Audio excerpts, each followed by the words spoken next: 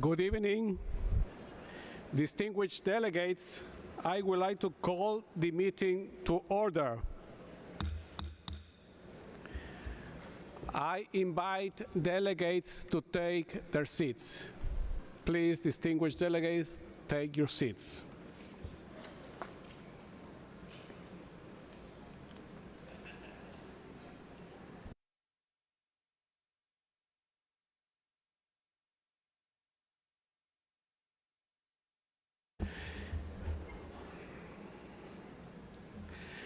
Distinguished delegates, we have reached the final day of our fourth session.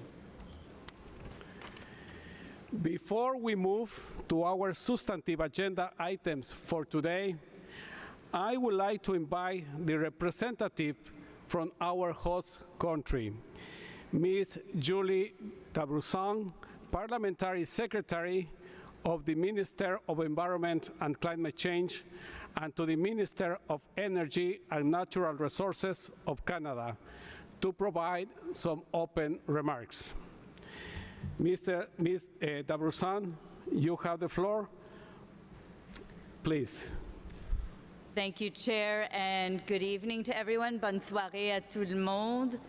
On behalf of the Government of Canada and our Minister of Environment and Climate Change, Stephen Guilbeault, I'd like to use this opportunity to thank all of the governments for your engagement over the past 10 days.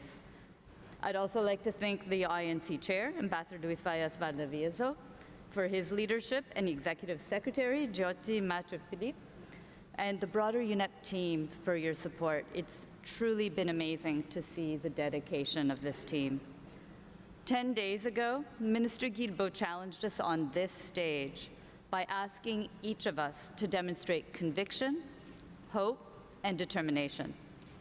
The fact is that the current plastics crisis is having a devastating impact on our economies, our health, and our ecosystems. But here at INC-4, we are demonstrating that we can change that. We have all worked together to ensure that we can send a strong message to the world, that our outcomes here will lead to the agreement of the first of its kind global binding deal to end plastic pollution by the end of the year. This is historic. As we begin the last section of this session, I'd like to express my deep respect to all the negotiators, Indigenous peoples, delegates, civil society, and industry who are all coming together and bringing us closer to secure success in Busan. We know that it isn't easy. We are tired. I am. And these discussions concern everyone. They're tough. And that's why the minister, my team, and I began this session with a ministerial, so that ministers from all regions came together to discuss and engage on political issues of concern, like plastic polymer, finance, and transparency.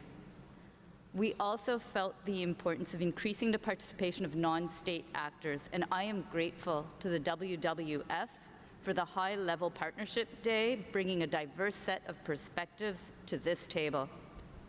I heard firsthand from frontline communities facing the immediate impacts of plastic pollution on their well-being and the need to address this crisis from all stages of the life cycle. And as we began negotiations, we saw momentum from early interventions which have led to incredible progress. Today, we have an opportunity to make important decisions on the way forward. That includes securing intercessional work between INC-4 and INC-5. In February, Canada, France, Kenya, Uruguay, and South Korea created the Host Country Alliance. We knew that as hosts, we had the responsibility to support the process by engaging in conversations on the issues before us. Because even though we all share the same objective, we all have different backgrounds and circumstances. As a high-ambition coalition member, Canada is committed to agreeing to a global treaty that tackles the life cycle of plastics from production through to the consumption and disposal at the end of life. And in Canada, this is a difficult conversation. It includes discussing on issues such as sustainable production and consumption, polymers and chemicals of concern between now and INC-5.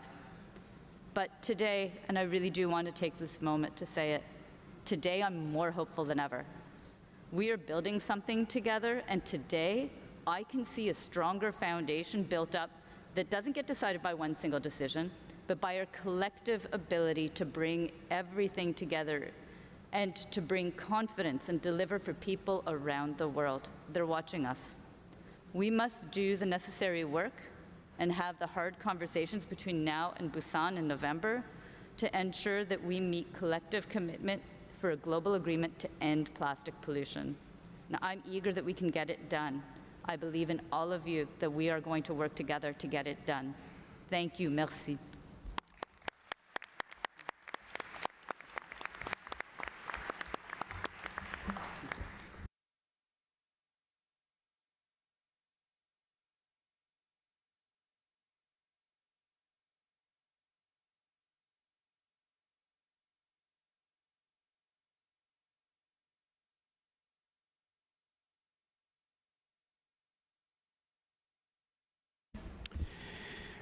Thank you, Ms. Davrusan. I would like once again express my sincere gratitude to the Government of Canada for hosting our fourth session here in Ottawa. Distinguished delegates, we will start this meeting with Agenda Item 4, where we will hear reports from the contact groups and take up the matter of intercessional work as well as the legal drafting group. Then we will take up Agenda Item 3D on the dates and venue of subsequent session. Item 3E on the provisional agenda of the fifth session. Item 5 on other matters. Item 6 on the adoption of the report of the session, and finally, Item 7 on the closing of the session. Dear delegates, the committee will now continue its consideration of Agenda Item 4, entitled Preparation of an International Legally Binding Instrument on Plastic Pollution, including the marine environment. I note that we have made good progress under this agenda item throughout this session. As you know, I have been in close coordination with all co-chairs and co-facilitators and the Bureau to ensure that all the groups could advance as much as possible on the work they were mandated to do. Once again, I would like to commend delegates and the presiding officers to their hard work. Distinguished delegates, let me outline the approach for our consideration of Item 4 for today. First, I would like to invite co-chairs of the contact groups under this item to present any outcomes of their work. After we have heard on these reports, I will open the floor for delegations. I will then invite the committee to take note of the outcomes of the groups and decide on the next steps. I will then also invite the committee to take a decision on intercessional work. I will further invite the committee to establish the legal drafting group. Distinguished delegates, I will now like to give the floor to the co-chairs of the contact groups to report back on the outcomes of their work. We will start with a report back from the co-chairs of Contact Group 1, Mr. Axel Borgman of Germany and Ms. Wen Cesar of Palau.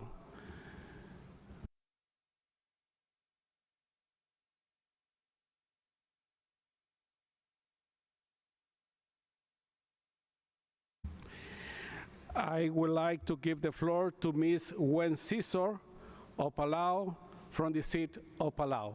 Please, Ms. Cesar, you have the floor. Thank you, Mr. Chair. On behalf of the Contact Group 1 co-chair, Axel, and myself, I am pleased to provide this final report back to the plenary on the work done by Contact Group 1 and its subgroups. A first report of the Contact Group was delivered to the plenary on the evening of Friday, the 26th of April. This report, therefore, primarily refers to the work undertaken in the subgroups and the discussion of the Contact Group 1 earlier this evening. Contact Group 1 resumed at 6 p.m. this evening to hear the report backs from the subgroups 1.1, 1.2, and 1.3, as well as agree on the way forward. Subgroup 1.1 met 5 times in total. Since the last update to the plenary, the group met twice on the 27th and 29th of April. The subgroup was able to complete a full reading through all of the elements. The subgroup was also able to commence textual negotiations based on either the co-chairs or the co-facilitators' validated streamlined text to the 3 provisions, parts 1.2 on objective, parts 1.5 on scope, and parts 2.12 on just transition. The subgroup completed a first round of textual negotiations on 6 of the 7 elements within its remit.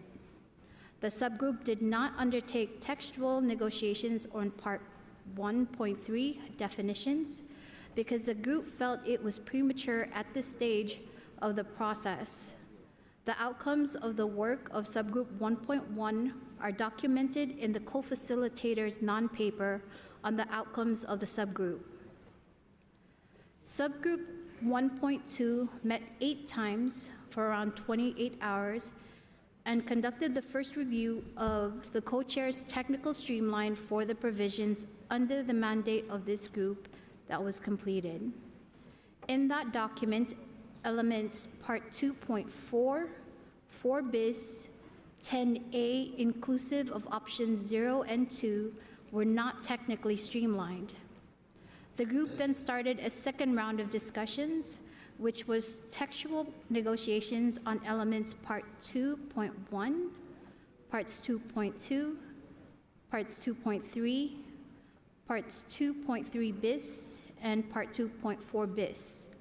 This round of text-based negotiations of part 2.5 was not completed due to lack of time, with interventions from Uruguay, the United States of America, Saudi Arabia, Switzerland, the United Kingdom of Great Britain and Ireland, Cuba, Iran, and Brazil remaining to be taken up when negotiations resume. It was suggested that when negotiations resume, they will start with this provision, picking up from the list of speakers. It was decided to defer elements part 2.4 to a later stage of negotiations. Text proposals presented by members of the committee during the text-based negotiations are reflected in bold type in the outcome document. Some delegations expressed concern that they did not have sufficient opportunity to review and make submissions on the text regarding the content of potential annexes that are included in the co-facilitator's non-paper. I will now hand it over to my distinguished co-chair, Axel, to complete our report. Thank you so much, Gwen. So I'll continue with subgroup 1.3, which held 6 sessions in total, including a joint session with subgroup 1.2 on fishing gear. Since the last meeting of the contact group, the co-facilitators of subgroup 1.3 prepared, jointly with the co-facilitators of subgroup 1.2, a further streamlined text on fishing gear, which was validated in subgroup 1.3 and was the starting point for text-based negotiations in subgroup 1.3, without prejudice to the different positions on the placement of such text, or if there should be any such provision at all. These discussions were not exhaustive for all paragraphs in this text. The proposal raised by members during the discussions are reflected in the outcome document in bolded type. The co-facilitators of subgroup 1.3 also issued a further streamlined text on the elements 2.7, 2.8, 9a, 10b, and 11, which was validated by the subgroup as a starting point for further work and initiated text-based discussions on this text. In that context, the subgroup was able to conduct text-based negotiations in all paragraphs of elements 2.7 and to initiate such negotiations for element 2.8, which was not exhausted. The subgroup was not able to conduct text-based negotiations of elements 9, 10b, and 11. The further streamlined text endorsed the starting point for further work, and subgroup 1.3 provided the basis of textual negotiations in the subgroup, whose output has been reflected in the co-facilitator's non-paper on the subgroup's outcomes. Proposals raised by members during the text-based negotiations are also reflected in this outcome document. The co-facilitators acknowledged that members also presented proposals on elements within the subgroup's mandate through written submissions which are available through the online submission portal, but proposals are reflected in the outcome only in those cases where they were presented from the floor. This concludes our report, which we are forwarding the text that is captured in the non-papers of the co-facilitators of subgroup 1.1, 1.2, and 1.3 as part of the outcomes of the work of the contact group for consideration by the committee.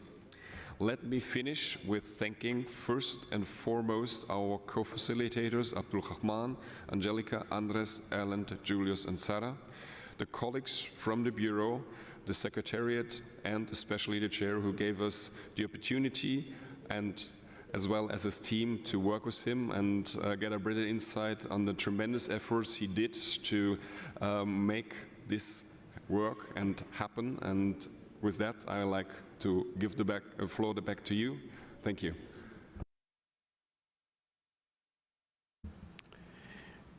Thank you, Ms. Sisior and Mr. Borgman. Next, we will hear the report back from co-chairs of Contact Group 2, Ms. Kay Lynch of Australia and Mr. Oliver Boachi of Ghana. Ms. Kay Lynch, you have the floor from the seat of Ghana. Thank you very much, Chair. On behalf of my Contact Group 2 co-chair, Mr. Oliver Boachi, and myself, I'm pleased to provide this final report back to Plenary on the work done by Contact Group 2 and its subgroups. A first report of the Contact Group was delivered to Plenary on the evening of Friday, the 26th of April. This report, therefore, primarily refers to work undertaken in subgroups 2.1 and 2.2 from Saturday, the 27th of April, and the discussion of Contact Group 2 earlier this evening. Contact Group 2 resumed at 6 p.m. this evening to hear the reports back from these subgroups and agree on the way forward. Subgroup 2.1 convened 9 times during INC-4, an additional 5 times from the last report to the plenary, focusing on a detailed review of Part 3.1 concerning financing, mechanisms and resources, and Part 3.2 on capacity building, technical assistance and technology transfer. During these sessions, the subgroup successfully completed the first read-through of all provisions mandated to this subgroup. The group was also able to complete validation of the co-facilitators' streamlining of parts 3.1 and 2. The co-facilitators were given the mandate to streamline many of the provisions included in parts 3.1 and 2 to make the document more manageable, striving to the extent possible not to omit any positions. This effort involved consolidating different options where relevant, while preserving the intentions behind all positions reflected in co-chair's streamlined version. The subgroup validated the streamlining for the financing section for paragraphs OP0, parts of OP4, OP6, OP7 and OP10. For OP1, OP2 and OP5, it was agreed to revert to the co-chair's streamlined text version. Consideration of OP3 on special circumstances of particular countries was deferred to a later stage. The text of OP8 and OP9 were maintained. For the section on capacity building, the subgroup accepted a partial streamlining of OP1, with the group agreeing to leave the text as presented in the co-chair's streamlined version for further discussion at a later stage.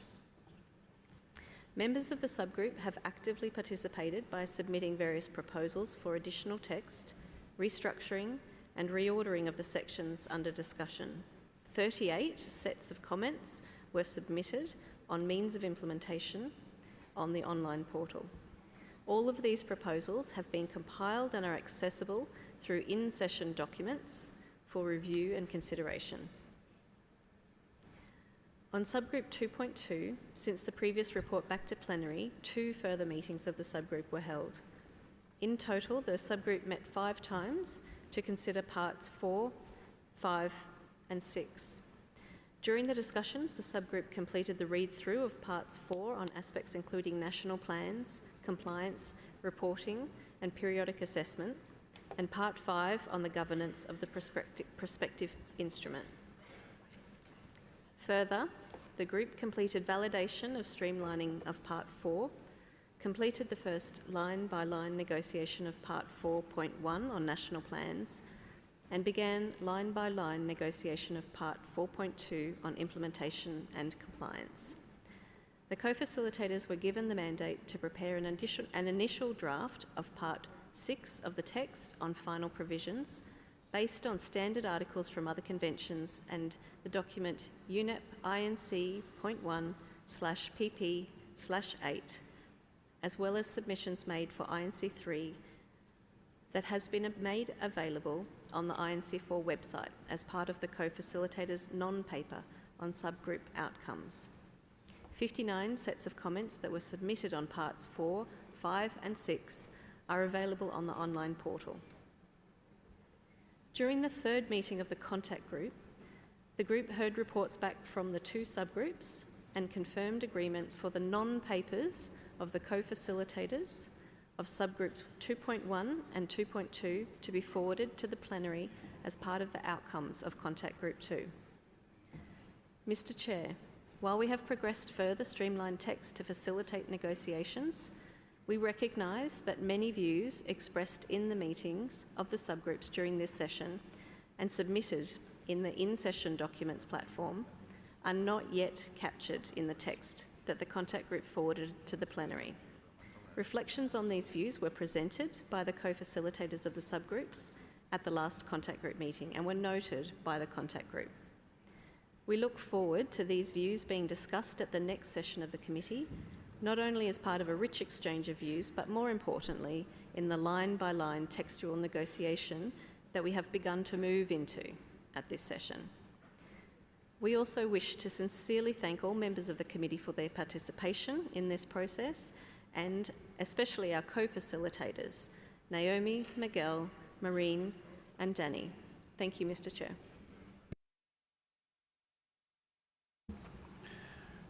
Thank you, Ms. Lynch. Colleagues, thank you very much for your reports.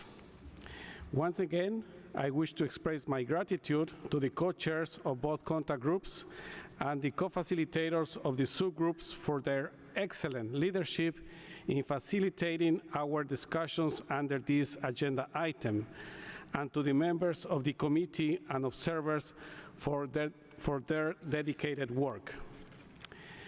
I now open the floor for any comments on the reporting by the co-chairs.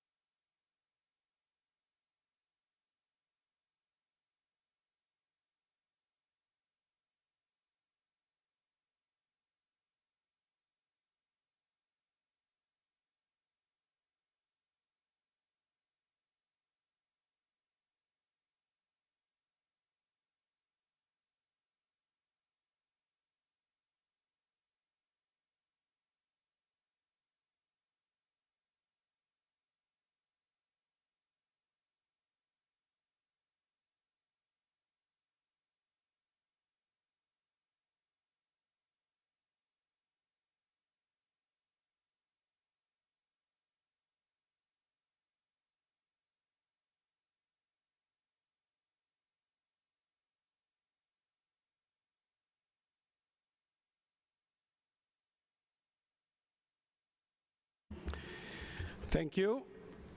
May I take it that the committee wishes to take note of the oral summary reports presented by the co-chairs, which will be reflected in the report of the session. Also takes note of the submissions received under this agenda item during the session, which will remain available on the website of this session. Further takes note of the 5 non-papers on subgroup outcomes as forward to the plenary by the contact groups, which will be made available on the website of this session in English only. Request to the Secretariat to issue a compilation of the 5 non-papers maintaining corresponding placeholders for potential annexes as contained in document UNEP/PP/INC.4/3 as an official document of INC-5.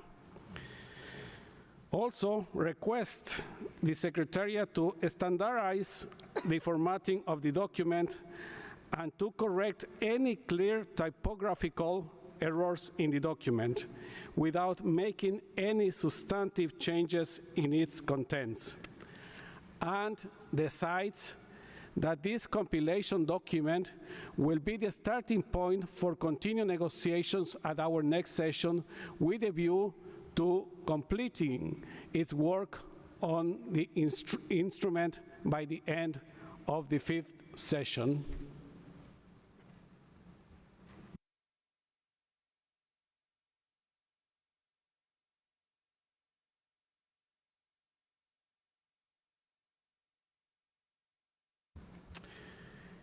This seems to be the case. It is so decided.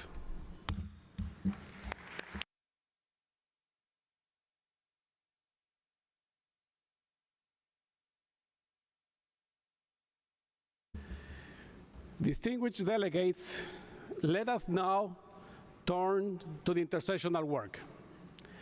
As you will recall, I have presented at the plenary meeting yesterday the proposed arrangements for the intercessional work. I would like to thank delegations for their support as well as for the guidance provided on the scope of the intercessional work.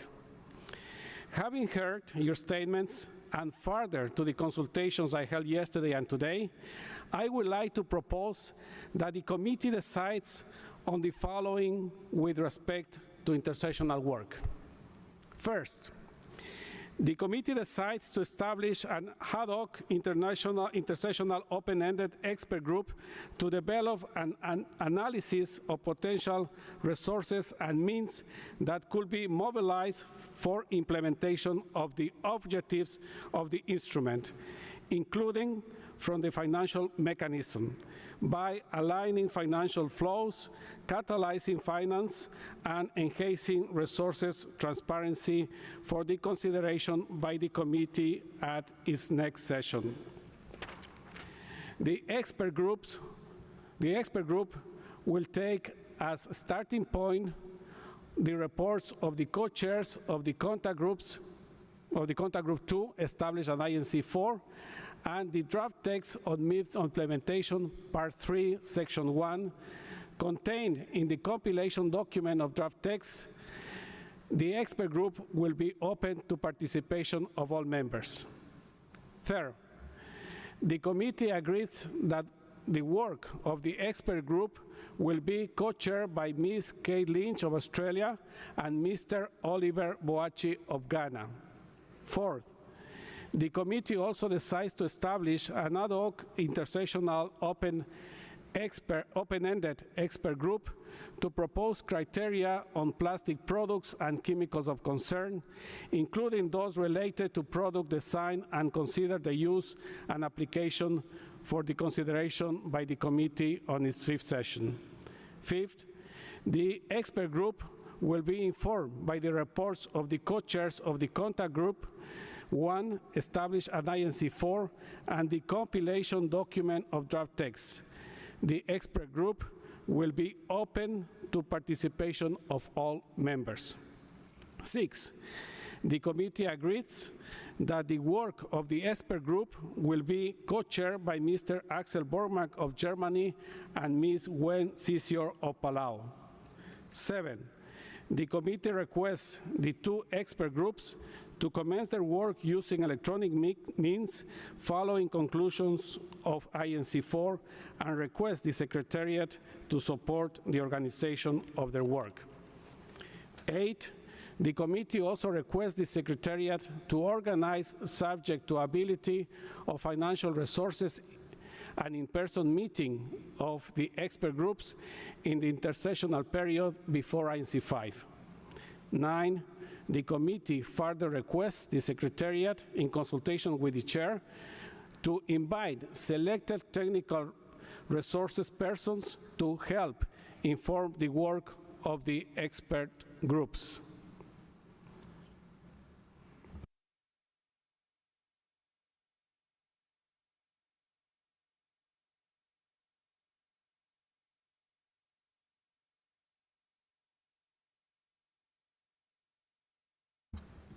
I can see in the list, Rwanda have asked for the floor. Rwanda, you have the floor. Thank you, Chair. Rwanda takes floor to express our profound disappointment that the proposal for intercession work has decided to ignore the elephant in the room. We are still of the opinion that the committee can request the Secretariat to produce a scientific report on the sustainable levels of production and consumption of plastics. Chair, we also welcome efforts outside this process to identify a collective global ambition for sustainable production and consumption for primary plastic polymers, to build a bridge to Busan and beyond. The issue is ongoing, is not going away, and Rwanda will not run away from it. It must be addressed. We look forward to working with those in the room to make sure that happens. Thank you. I thank the representative from Rwanda. Now I give the floor to Peru. Peru tiene la palabra. Peru, you have the floor. Thank you, Mr. Chairman. Peru takes note of your proposal, and we regret that once again we have not included the Intercessional Working Group proposal put forward by Rwanda and our country on plastic polymers, which had the support of more than 50 delegations at our plenary yesterday. Peru and Rwanda are countries that are strongly committed to this process since we submitted the draft which gave rise to UNEP 514 resolution. We are disappointed that this issue has not been reconsidered in your proposal, nor was it considered prior to the circulation of your proposal. The effectiveness of our efforts to combat plastics means that we need to address the issue of polymers. We realize that this is a matter of particular interest to some states, and the proposal we put forward solely seeks to ensure the compilation of scientific and technical information to be sent to member states and observers to have a knowledge about sustainable consumption and production of primary polymer plastics, plastic polymers. The work of the working group should consider these technical aspects related to all the options referred to primary polymer plastics in the text of the instrument. Our proposal would make it possible to have a more fruitful discussion at the next session of this committee. We have heard time and time again delegations mention the need to have more information in order to discuss this issue and the relationship of the PPPs on sustainable development. And we believe that the information requested would help us clarify this point so that we can continue to have fruitful negotiations. Regrettably, we were not given the opportunity to discuss this matter inclusively before receiving your new proposal for the intercessional work so that it could be reflected in a balanced fashion and we could have the position of all member states reflected. Mr. Chairman, we appreciate the fact that you have made efforts to find alternatives to enable us to continue with our work in the intercession period. We believe that that is important, and we believe it is essential for this committee to work between sessions because we believe the process is moving forward, even partially. But we reiterate that we don't want to be put under pressure. We want to consider the entire life cycle of plastics, and we want our efforts to be effective. Thank you. Muchas gracias. Thank you very much, Peru. Give the floor to India, followed by Ghana. India, you have the floor. Thank you, Chair. As we move towards the closing of INC-4, we would like to congratulate all the parties for their contributions towards streamlining of the text. It is heartening to note that in some cases, text-based negotiations have also advanced. We would also like to thank the co-chairs of the contact group as well as co-facilitators of the subgroups for taking forward the INC process. We would also like to thank Government of Canada for hosting us. We are committed to take this process forward through the intercessional work in accordance with the proposal of the chair. In our endeavor to address plastic pollution, we need to collectively work on the agenda items of the intercessional work. We must work in realistic manner and with consensus in order to have concrete outcomes that could feed in INC-5. This work should be aimed at agreeing to such elements that may form part of the instrument acceptable by the member states. This would help in meeting our ambition to have instrument by the end of 2024. Addressing plastic pollution is extremely important. While we recognize the need to respond to this global environmental challenge, it should not be ignored that plastic have played an important role in development of our societies. Plastics are used in varied sectors of economic activity. As such, the global response to addressing plastic pollution should be based on the cardinal principle of sustainable development. Therefore, the solution we discussed here should be thoroughly examined for its impact on the SDGs, particularly in respect of ensuring food security, ensuring economic development for well-being of people, access to affordable and reliable health care, ensuring water availability and water security in affordable, reliable, and sustainable manner in developing countries. The element of instrument have to be implemented by member state in a nationally driven manner, giving due consideration to national circumstances and capabilities. It is important that principle of common but differentiated responsibility, as enshrined under principles of Rio Declaration, must be integrated in the proposed instrument. We utilize the opportunity to reiterate the need for consensus-based decision-making. We call upon parties to finalize and adopt the draft rules of procedure before the beginning of textual negotiation in INC-5 to allow rules-based INC meeting. We reiterate that India is positively committed to engage constructively in this negotiation and look forward to the negotiations in Busan to achieve consensus-based agreement to tackling plastic pollution as mandated by UNEP Resolution 514. We would request you to include the statement in the meeting report in INC-4. I thank you, Chair. I thank the representative from India. Now I give the floor to Ghana. Ghana, you have the floor.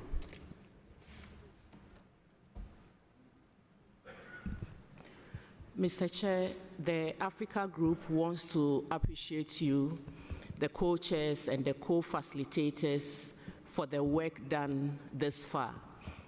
The group strongly believes that intercessional work is extremely important for the advancement of the negotiations of the instrument.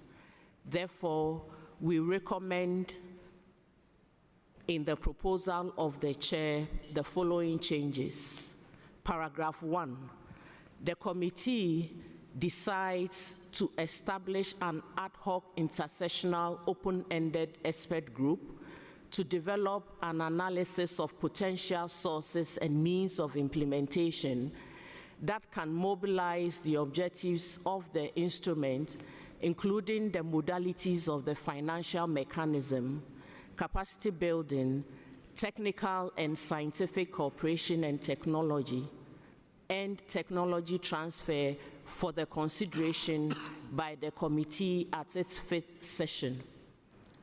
Paragraph 8, the committee also requests the Secretariat to organize an in-person meeting for the expert groups in the intercessional period before INC-5. Paragraph 9, the committee further requests the chair, in consultation with the Bureau, to invite selected technical resource persons to help inform the work of the expert groups, including from civil society. I thank you, Chair. I thank the representative of Ghana. Now I give the floor to Indonesia. Indonesia, you have the floor.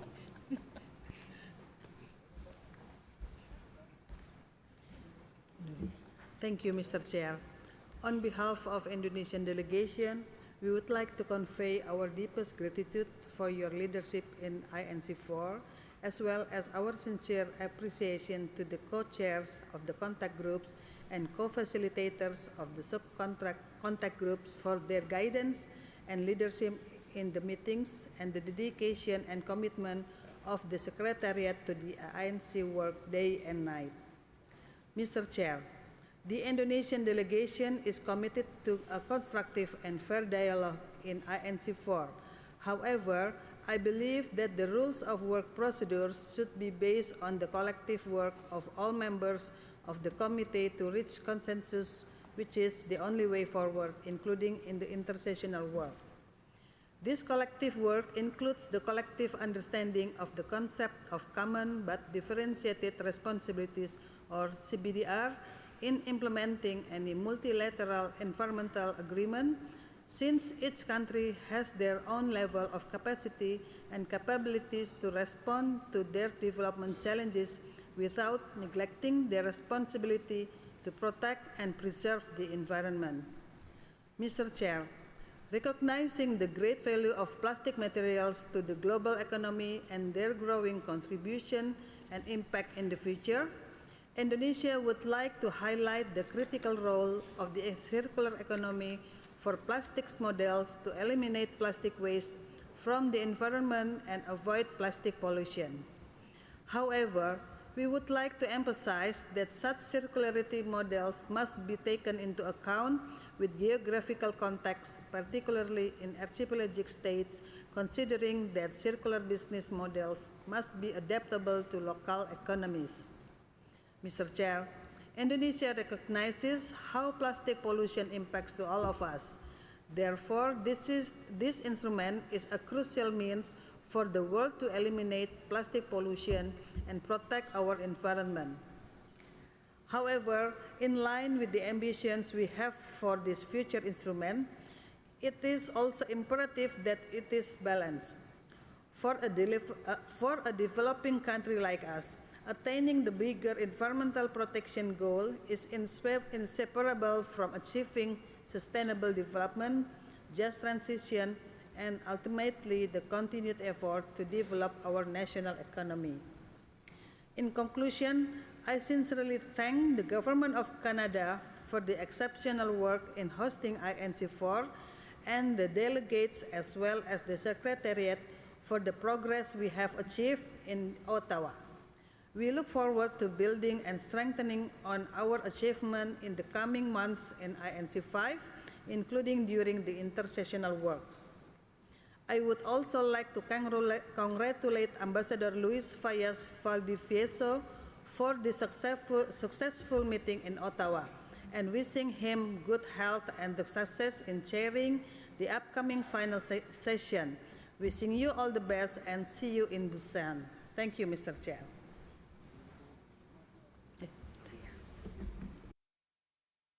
I thank the representative from Indonesia. Now I give the floor to Kenya, followed by Saudi Arabia. Kenya, you have the floor.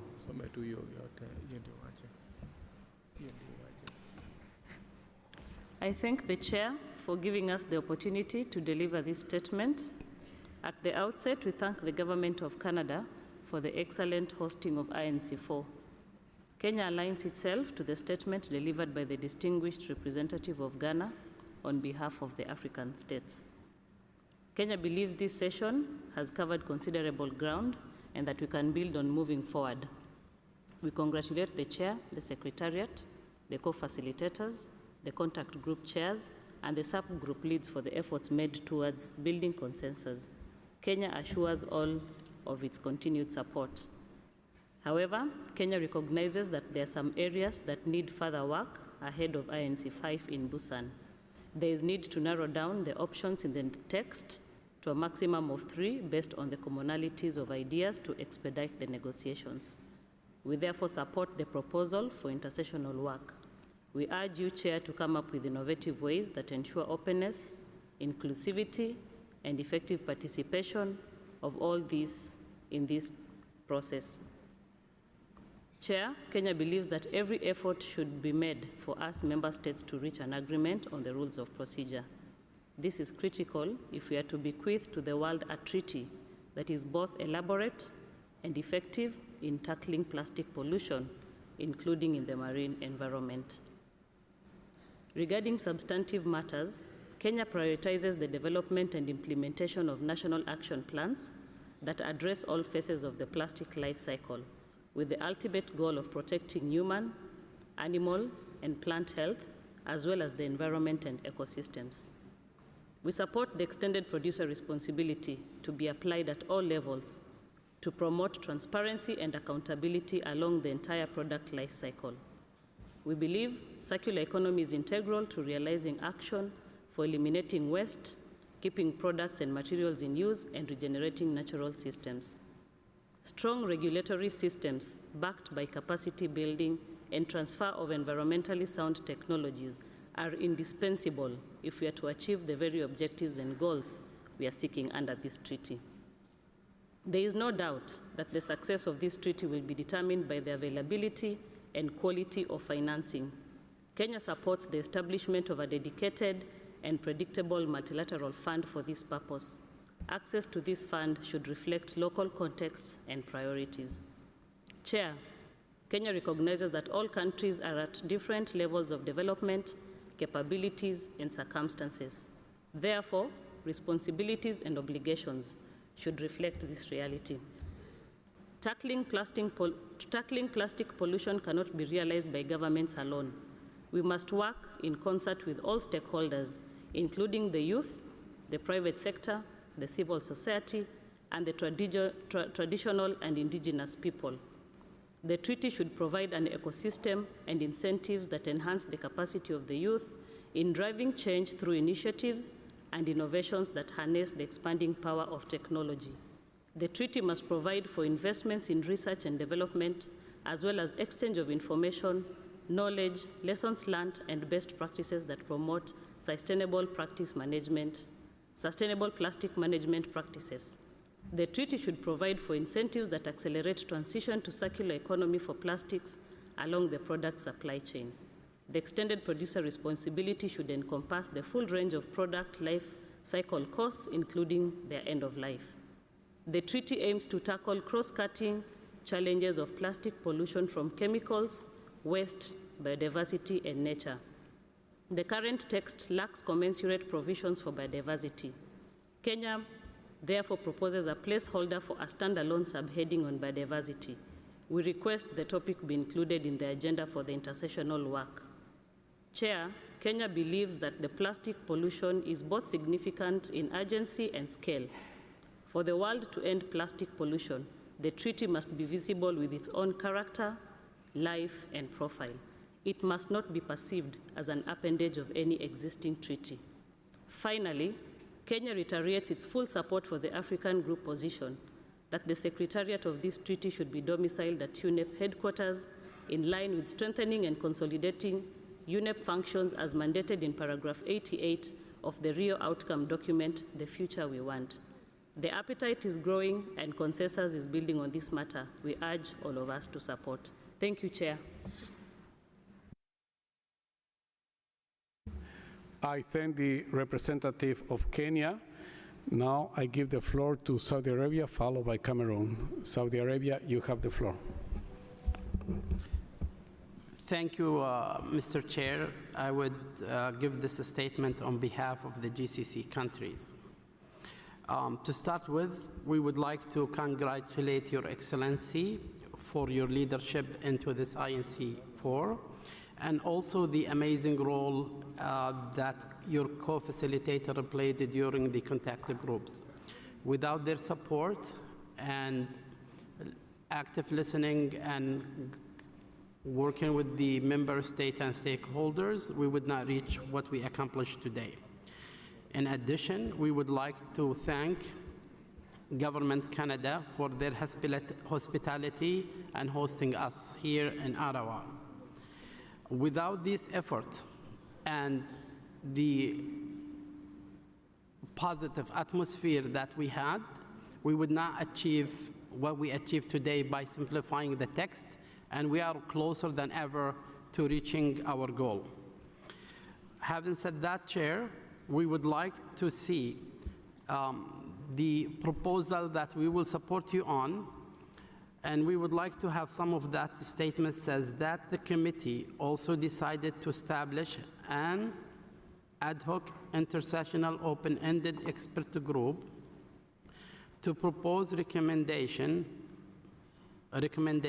including criteria on product design focused on enhancing recyclability and reusability of plastic products, and also their use and application for consideration by the committee at its 5th session. For a greater clarity, the group's mandate does not include establishing any list of chemicals or plastic products.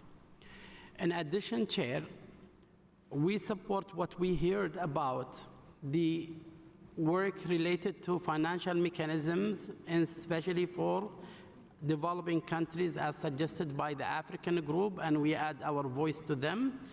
And we also thank you one more time for looking into those topics that bring convergence and the importance of intercessional work for our journey.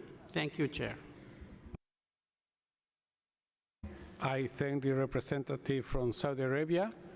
Now I give the floor to Cameroon, followed by Eritrea. Cameroon, you have the floor. Merci, Monsieur le Président. Thank you, Mr. Chairman. La parole au cours de nos travaux en plénière et à la suite. This is the first time that we have taken the floor, so I echo the delegation speaking before me in thanking you for your leadership, and I assure you of my delegation's full cooperation and support. I also welcome the constructive attitude that the constructive environment provided for my delegation, and we thank you for your work. I thank the government and the people of Canada for their hospitality as well. I also thank the Secretariat for providing us with a revised text. This document was a solid basis to work on, which was an essential tool for our discussions. Chair, ladies and gentlemen, plastic pollution impacts our people and our environment and the quality of our life on Earth. Its effects disproportionately affect certain states and their populations. Thus, it is urgent to carry out the mandate confirmed by Resolution 514 to put human health first and to save it and the environment from the scourge of plastic pollution. We need to rid the land and ocean from this scourge. Our countries support the strengthening of cooperation and international coordination to tackle pollution through measures that address the full life cycle of plastics and by ensuring an integrated strategy. We also want to see the establishment of a financing mechanism, one which is robust, to mobilize additional financing resources and to ensure capacity building for developing countries and to ensure technology transfers as well for technology. This will allow us to bridge the gap in competencies between the various stakeholders to efficiently tackle the problem of plastics pollution. Chair, ladies and gentlemen, following years of commitment and discussions to strengthen the international regime against pollution, my country welcomes the global consensus about ensuring the human health and the environment, including the marine environment, are safe from plastics pollution. We welcome the efforts of the UN member states in this regard, and we hope that the same momentum will be continued in our future deliberations in order to arrive at an ambitious treaty inspired by the health-centered approach to save humans and the environment from the scourge of plastics pollution.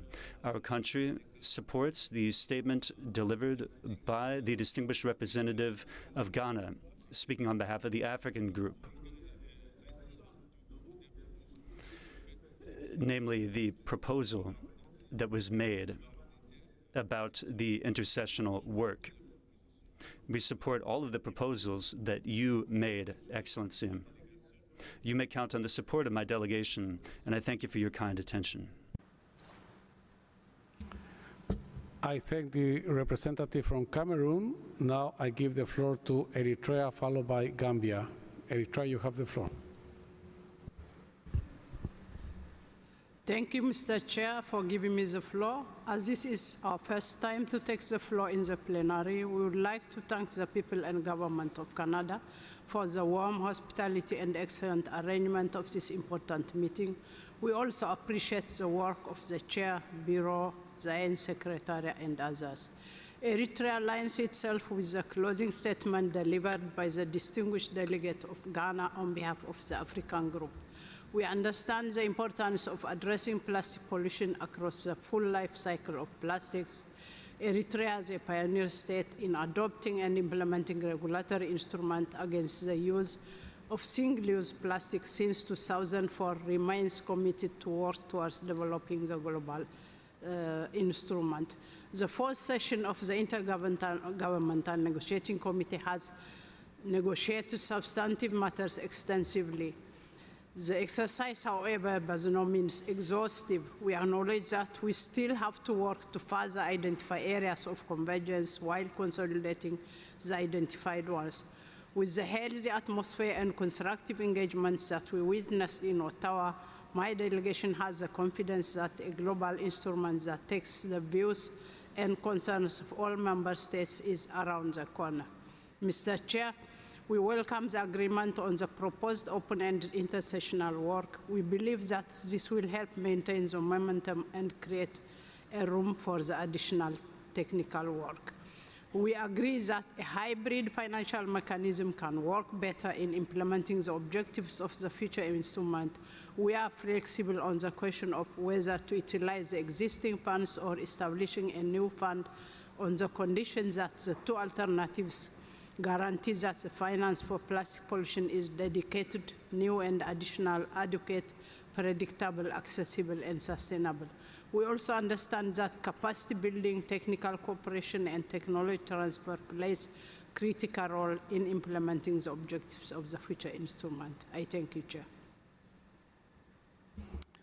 I thank the representative from Eritrea, and I would like to ask the distinguished delegations to limit their statements on the intercessional work or on the proposal I have presented on intercessional work.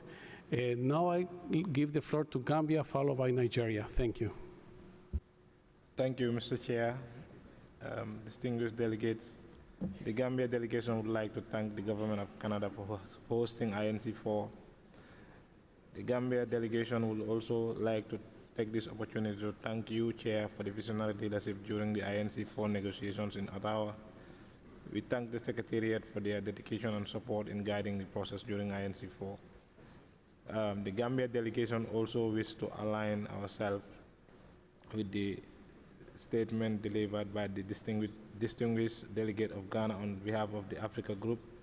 Mr. Chair, we further extend our full support for your proposal on the intercessional work aimed at accelerating the negotiation process for the plastic treaty.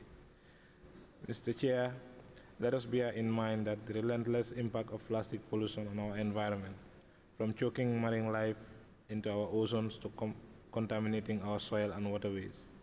Plastic waste continues to pose a grave threat to biodiversity and ecosystem worldwide. The proliferation of single-use plastics exacerbates this crisis, leading to long-term consequences on our planet's and healthcare resilience. Mr. Chair, distinguished delegates, as we conclude this plastic treaty negotiations, let us carry forward the goodwill and commitment demonstrated here to drive real change in combating plastic pollution. Together we can build a sustainable future for our planet and future generations. Thank you for your dedication and cooperation. Thank you.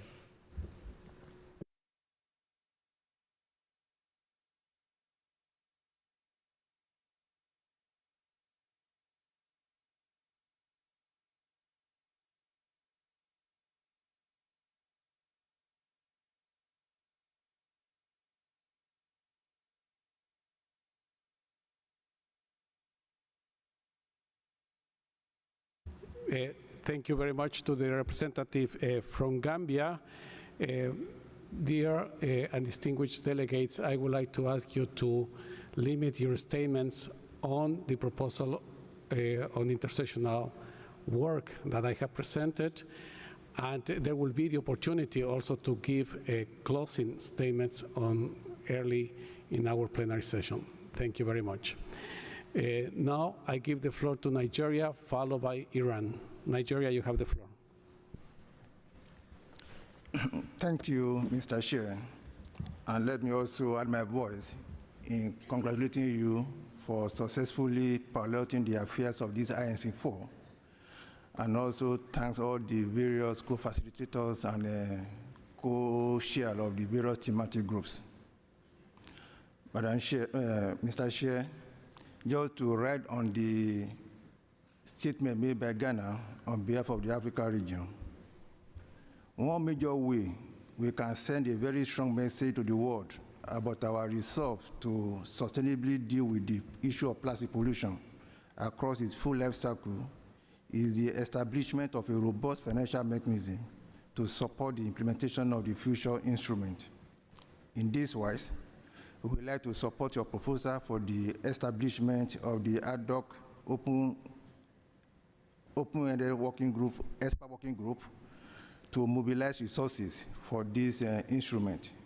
However, we believe that the TOR for this group should not be limited to resource mobilization alone, but we strongly want to urge you to include development of modalities for the establishment of a new financial mechanism for the instrument. This is very important and very central to the achievement of our objective. Secondly, in your proposal, you said these committees are open to member states, but the membership were not clearly defined, and I want to request that we define the membership, 2 members per member state, and 5 observers from each region. This is in line with the various submissions that was made yesterday during discussion of this agenda issue. And I want to bring to your notice that it is paramount that we reflect this in our, in the TOR that is going out to this committee. Thank you for your attention.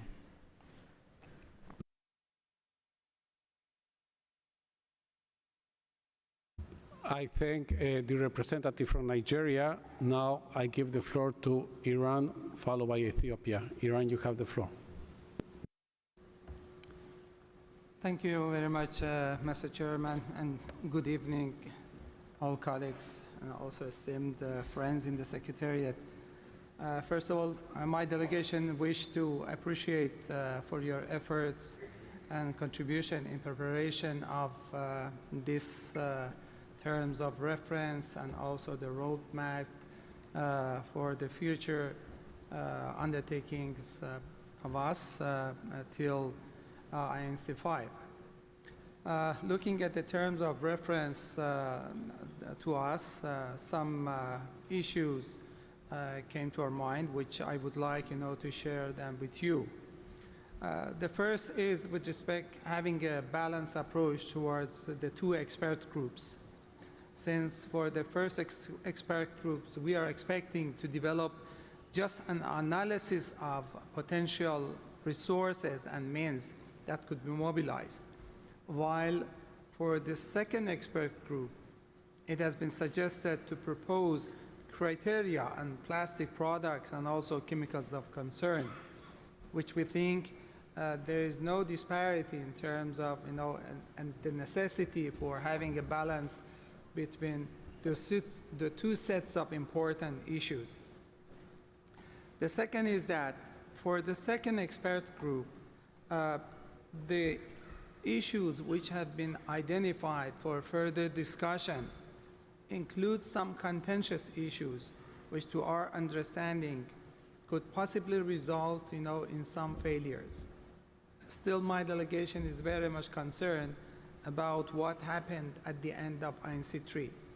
That's why we have always been insisting that we should focus on the convergent and the shared areas of work to make sure that we will utilize the time in a very efficient manner.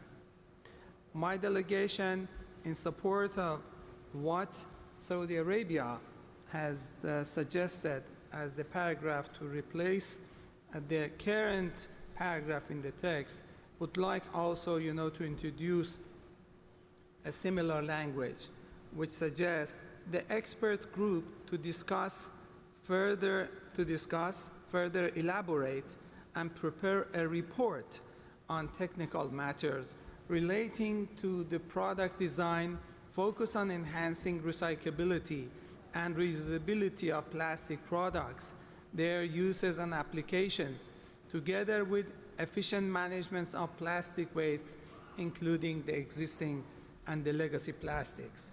I hope that our suggestion could contribute to our future work, and we wish for success of all of us in the Intercessional and also in INC-4. Thank you, Mr. Chairman, and also thank you, the Secretariat. I thank the representative from Iran. Now I give the floor to Ethiopia, followed by Cuba. Ethiopia, you have the floor. Thank you, Mr. Chair, for giving us the floor. At the outset, we would like to express our sincere appreciation for your leadership and for the hard work of the co-chairs, co-facilitators, member states, and observers over the past few days. My delegation aligns itself with a statement delivered by distinguished delegate Ghana on behalf of the African Group on the proposed intercessional work. We acknowledge the significant progress made during this session. We appreciate the appropriately to hear all views and consider various options. We have actively participated in the validation process to ensure our position are reflected in the co-facilitators' streamlined text. Unfortunately, due to time constraints, we were not able to engage in further deep textual negotiation in each contact group. On the intercessional work, we appreciate the proposal to establish an intercessional open-ended expert group to develop analysis of potential resource. However, we believe the current mandate for this group may not be comprehensive enough. It would be beneficial to expand the group's scope to include analysis of governance structure and potential implementation of modalities. A more comprehensive approach would ensure a well-rounded assessment of resource mobilization strategies. We thank you again, Mr. Chair, for your consideration. I thank the representative from Ethiopia. Ahora doy la palabra. I now give the floor to Cuba, followed by Costa Rica. Cuba, you have the floor.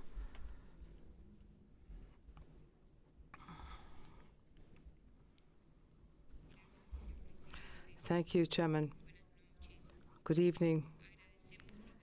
We are grateful to you and your team for your efforts to help us make progress on the INC-4 to establish an international legally binding instrument on plastic pollution. We'd also like to thank all member states for their efforts over the past week, where we have made some progress, and that really is encouraging.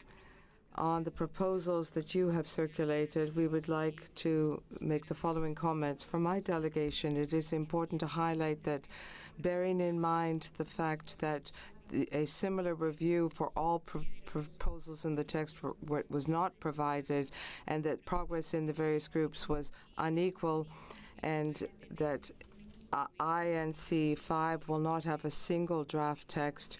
We have 5 documents reflecting each of the subgroups and covering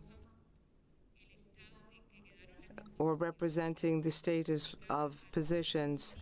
As we face INC-5, we should pass on the lessons learned at the INC-4, and we must make sure that there is uniformity in the way in which the co-facilitators and the co-chair conduct negotiations. The same rules should apply to all the groups in which we are working. On the intercessional work, we reiterate our support for that work to be done. We must have a clear-cut mandate. We would like to take advantage of the time that we have available to continue to have exchanges on specific issues. We believe that the work should be a summary of the co-chairs of the groups of experts to be submitted as information to the intercessional committees. On the design of products, we have the following concerns. As reported by the co-chair of Contact Group 1, in the case of product design, we could not complete our negotiations line by line. There were a number of delegations which did not have their provisions or their suggestions included. However, in the proposals, it was suggested, in your proposal, it was suggested that the group be informed by the compilation document. So we are not sure exactly how we can use this text. Finally, we recommend that you bear in mind the drafting put forward by the distinguished delegate of Saudi Arabia on this issue of product design. Finally, we would wish everyone safe travels. Thank you. Agradezco a la distinguida I thank the distinguished representative of Cuba, and I now give the floor to Costa Rica, followed by Switzerland. Costa Rica, you have the floor. Chair, for giving me the floor. Seeing as this is Costa Rica's first intervention, my delegation wishes to express its utmost gratitude to the Government of Canada for the excellent efforts as our host country in ensuring an outstanding INC-4 negotiation. Ambassador Valles, Costa Rica wishes to commend you and your team for the diligent work carried out in preparation for the INC-4 and the ongoing colossal coordination for the work ahead of us. Costa Rica fully supports the terms of reference and mandate for the two open-ended expert groups to meet during an intercessional work, which are clearly needed as the draft text still requires much discussion, and being allotted additional time during the intercessional session would allow us to arrive at INC-5 with the adequate text and further knowledge to finalize the negotiations. In this regard, my delegation would like to share two suggestions which we believe could enhance the negotiating process during the intercessional meeting and the INC-5, as well as ensuring adequate transparency. One key element is the need to define a work methodology, which would allow uniformity among the contact groups and subgroups. This would also permit member states to have clear instructions as to how the negotiations will be conducted. The second suggestion is that prior to or during the intercessional meeting, the Secretariat organize an in-person or hybrid workshop with experts from other multilateral environmental agreements, for example, BRS conventions, Minamata, Montreal Protocol, and others, that could share with member states what modalities are being used for national action plans, implementation and compliance, reporting, periodic assessment, among others, particularly what has been successful or where there are gaps.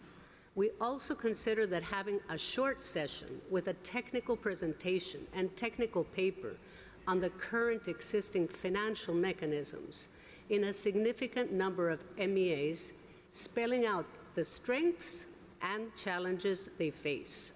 In addition, a presentation on current global financial resources from multiple sources which could support the implementation of the treaty. We believe member states exchange on views and agreeing on the adequate mechanism based on in-depth knowledge of what is available will allow not only for a smoother negotiation, but certainly a more informed one. Costa Rica believes these actions are in line with UNEA's Resolution 6/7, approved 2 months ago, entitled Promote Synergies, Cooperation, or Collaboration for National Implementation of Multilateral Environmental Agreements and Other Relevant Environmental Instruments. Dear Chair, Costa Rica thanks you for your guidance, and we remain fully committed to achieving an ambitious, legally binding instrument to end plastic pollution, including in the marine environment, and look forward to all member states' engagement during the negotiations ahead of us. Thank you very much. Muchas gracias. Thank you very much to the distinguished representative of Costa Rica. The floor to Switzerland, followed by Canada. Switzerland. You have the floor. Thank you, Mr. Chair. I'd also like to thank you and your team for your hard work over the last days and also for presenting this proposal. We understand and we share the disappointment expressed by Rwanda and Peru that the CRP on the production and consumption of primary plastic polymers is not reflected in the text. However, we also recognize that the proposal is addressing key issues that we have to further discuss and to elaborate. It is a balanced proposal that takes into account different views expressed over the last days. Obviously, such a proposal makes nobody totally happy. But in our view, it makes us equally unhappy, and as we know often in multilateral negotiation, that's a good sign. We fully support the proposal by the Chair, and we are ready to engage constructively in the sessional work. We are convinced that we need this work intercessionally to foster common understanding of key issues, to prepare for successful negotiations, and to advance them. We can't lose the opportunity to come together, discuss and understand each other, advance the text, and have good discussions. Let's take this opportunity, let's agree on this intercessional work, and let's move jointly forward. Thank you. I thank the representative from Switzerland. Now I give the floor to Canada, followed by Australia. Canada, you have the floor. Thank you, Chair. Like Switzerland, Canada fully supports your proposal on intercessional work. We understand at this stage the need to compromise on the key topics needing expertise in an acceptable, balanced manner. Like others, we would have liked intercessional work on sustainable levels of production and consumption, but we are confident that through informal work, we will be able to deliver to advance these issues amongst others. For compromise, Canada supports the Chair's proposal, which is critically important to advancing our shared goal towards INC-4, and we urge members to show the same flexibility to ensure that a decision on intercessional work is agreed for the first time here in Ottawa, so we set ourselves up for success in Busan. Thank you. I thank the representative from Canada. Now, I give the floor to Australia, followed by the Russian Federation. Australia, you have the floor. Thank you, Chair. Australia would like to acknowledge the robust debate and collaboration we've seen here in Ottawa this week. And we have seen progress. But there's so much more to do if we're to achieve our mandate and negotiate the instrument to end plastic pollution by the end of this year. Australia has and will continue to call for an ambitious instrument that eliminates plastic pollution by covering the full life cycle of plastic. And it is vital to build more momentum and make more progress. With that in mind, Chair, like Canada and Switzerland immediately before us, we are pleased to support your proposal for intercessional work. Thank you. I thank the representative from Australia. Now I give the floor to Russian Federation, followed by the United Kingdom. Russia Federation, you have the floor. Distinguished Chair, we thank you for the work that you've done, and we acknowledge the importance of the organization of the intercessional work. Having said that, as noted previously, no one should stand idly by in this process. We believe that in setting out the topics for intercessional work, one should consider the interests of all parties. In this regard, we support the proposal voiced by the delegation of Iran and by Saudi Arabia. We believe that these are balanced proposals. They will allow states to exchange opinions on important issues such as design, production, recycling, effective management of plastic waste, including legacy plastics. In our view, precisely these topics are the cornerstone of the future agreement. I thank you.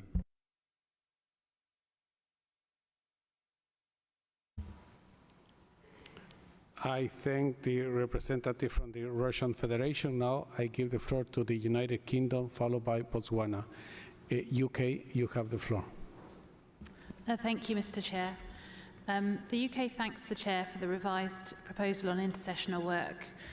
As we said last night, there are many areas where further work could be completed, but we know that time is short and we need to make progress ahead of INC-5. So it's important we focus on those areas which can be most supportive to the process.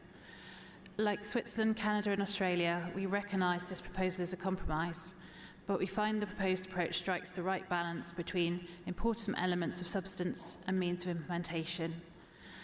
We thank the Chair for recognising the need for technical input into these meetings, and we look forward to working constructively in the intercessional period to progress the negotiations.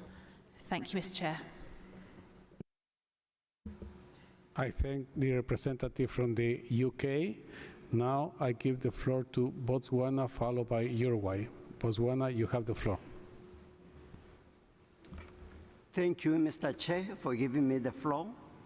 I wish to begin by joining previous speakers in congratulating you, Mr. Chair, and your team for the excellent manner in which you have steered our discussion and for the job well done.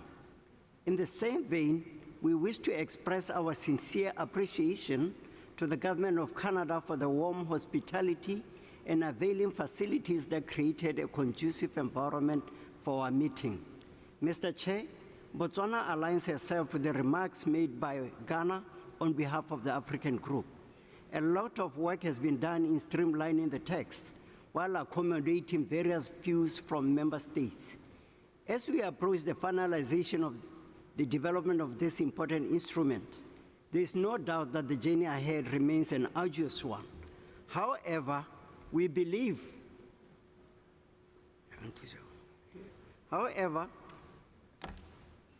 sorry, Chair.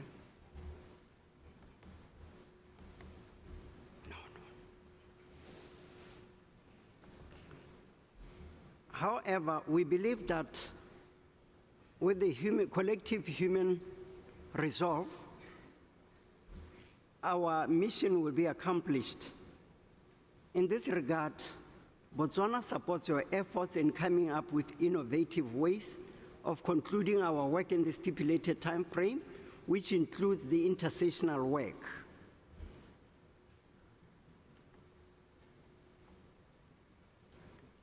In conclusion, we wish to reaffirm our commitment in supporting this process aimed at tackling plastic pollution as mandated by UNEP Resolution 5/14. I thank you, Mr. Chair. I thank the representative from Botswana. Now I give the floor to Uruguay. Uruguay tiene la palabra. Uruguay, you have the floor, followed by Zambia. Thank you very much, Mr. Chairman. Let me begin by congratulating you for your very hard work and also for your continued leadership. We believe that the proposal you have put forward is balanced, and we understand that it's not a perfect proposal because, of course, we all have other priority areas where we want to see work done, but we believe that we are making progress, very constructive progress. And once again, we would like to congratulate you for that because it's due to a great extent thanks to your leadership and also to the flexibility shown by delegations and by the spirit to work constructively together. Based on that, Mr. Chairman, what we'd like to do is to ask and encourage delegations to show flexibility so that we can continue to work constructively.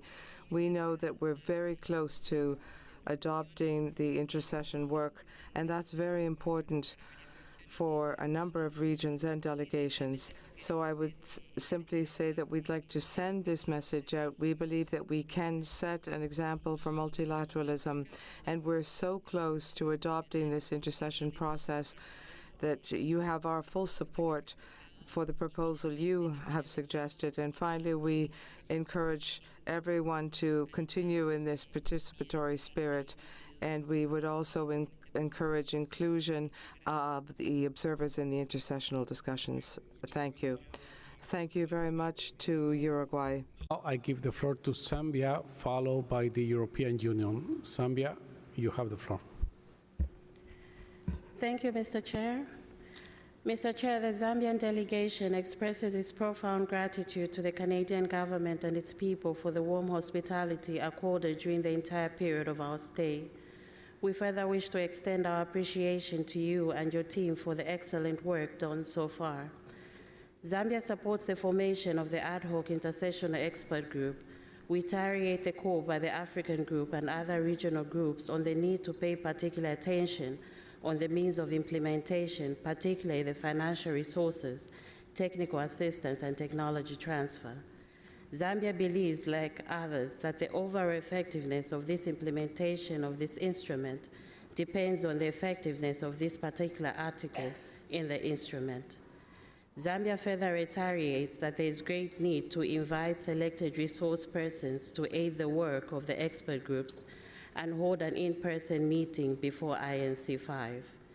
We align ourselves to the AMCEN decision 19.2 and the UNEP 514 decision that the objective of the instrument should seek to end plastic pollution based on a comprehensive approach that addresses the full life cycle of plastic, including legacy plastic. Zambia subscribes to the full life cycle approach and believes sustainable consumption, production, and circular approaches through the use of alternative, environmentally friendly technologies, nature-based solutions, indigenous knowledge and practice can promote sustainable use of the planet's resources. Mr. Chair, I thank you. I thank the representative from Zambia. Now I give the floor to the European Union, followed by Japan. EU, you have the floor. Thank you, Mr. Chair. We agree with others that there is a great need for intercessional work. We have made some progress this week, but so much more remains to be done. The time to conclude our work is limited, and we believe the work of the committee would greatly benefit from intercessional work by experts. The European Union and its 27 member states support statements made by Switzerland, Canada, Australia, and the United Kingdom. We support your proposal, Mr. Chair, which in our opinion presents a carefully crafted balance between work on technical matters and means of implementation. It may not be perfect, but we believe it is a good compromise.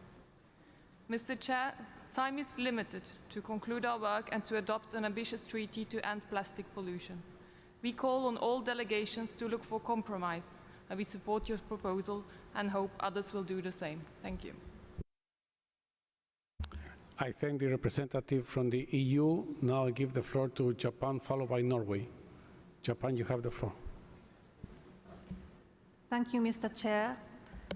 Japan welcomes Chair's proposal on the intercessional work and supports the establishment of the two expert groups and their scope of work as described in the proposal.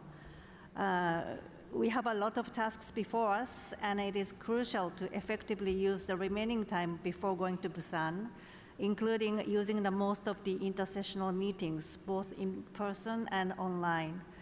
All members must continue to make efforts to constructively engage in this process, like we have all done for the past week, and understand one another's positions and find convergence. Japan is committed to working constructively in the process. Thank you. I thank the representative from Japan. Now I give the floor to Norway, followed by the United States of America. Norway, you have the floor. Thank you, Chair. We appreciate hearing the support for intercessional work, expressing our common commitment to end plastic pollution. Like others, we would have liked to see the proposal from Peru and Rwanda reflected in the mandate. Having listened carefully to the different views on the mandate, we have come to the conclusion that your proposal, Chair, strikes the right balance between the different positions. Norway therefore supports your proposal, and thank you for it. Thank you. I thank the representative from Norway. Now I give the floor to the United States of America, followed by Cote d'Ivoire. The US, you have the floor. Thank you very much, Mr. Chair. Let me just start by expressing my appreciation for your leadership in putting forward this proposal. We very much support your efforts and the proposal you have put forward. As I noted last night in my intervention, we do have one issue where we are seeking a change in the text of paragraph 4, and it relates to seeking to ensure that the outputs of the expert group are sufficient to allow the broad progress that we would like to achieve intercessionally. So specifically, in that paragraph, after the words "to propose," we are seeking, I think, a very small targeted change, and so I'm just going to read it. So it would say, "to propose recommendations, comma, including criteria, comma," and then the rest of the paragraph would read as it is now. Happy to provide that offline if that's helpful.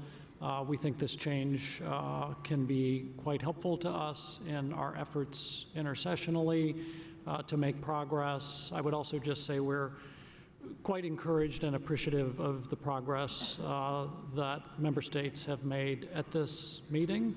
We're looking forward to working collaboratively and to build upon that progress, both intercessionally and at our next session. Thank you, Mr. Chair. I thank the representative from the U.S. Now I give the floor to Côte d'Ivoire, followed by Vanuatu. Côte d'Ivoire, you have the floor. Thank you, Mr. Chairman. This is the first time that Côte d'Ivoire is taking the floor, and therefore I would like to begin by thanking the Government of Canada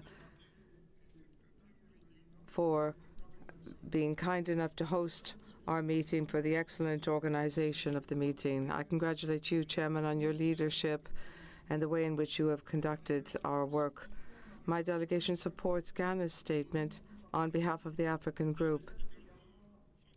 We are also in favor of having intercessional work, which should take into account issues which were not fully addressed here, so that we have a more comprehensive analysis of the situation, so that ultimately we can draft a very successful instrument at INC-4. Thank you, Chairman. I thank the representative from Côte d'Ivoire. Now I give the floor to Vanuatu, seguido de República. Followed by the Dominican Republic. Vanuatu, you have the floor. Thank you, Mr. Chair. Vanuatu deliver this statement on behalf of the 14 Pacific Small Island Developing States and aligns with the closing statement that will be delivered by Samoa on behalf of AOCs at a later time. We would like to start by expressing a genuine appreciation to the Government of Canada and its people hosting this INC. In particular, we acknowledge the Algonquin Anishinaabe, on whose unceded traditional territory we have been meeting. Chair, we are truly grateful for your leadership and firm direction in advancing INC-4 to where we are tonight. We understand that this week has been tough, particularly with the varying levels of progress across the different subgroups, but through it all, you and your team have carefully balanced the interests of all members. Chair, there is agreement for the need for intercessional work in order to help successfully deliver the mandate set out in UNEP 5/14. While the areas of intercessional topics may not cover the full range of issues which are of top priority to Pacific states, we do welcome the opportunity to engage on the current proposal. Following the mandate to address the full life cycle of plastics, we look forward to INC-5, where the committee can once again engage in active and fruitful discussion on issues of primary plastic polymers and polymers of concern, as these are priority issues for the Pacific. To ensure that this is fully acknowledged and recognized, a request is for you, Chair, to compile a scientific and technical report covering the baselines and sustainable levels of production and consumption of primary plastic polymers, including information on imports and exports where available. Chair, such a report will resource member states with adequate information to constructively engage during the final session of the negotiations. The Pacific states will continue to engage with the same level of ambition as we have for the first 4 negotiation sessions. We remain committed to work and see this legally binding instrument finalized. Chair, the Pacific states remain steadfast to see this INC process through until the very end. Let us end plastic pollution together. Thank you, Mr. Chair.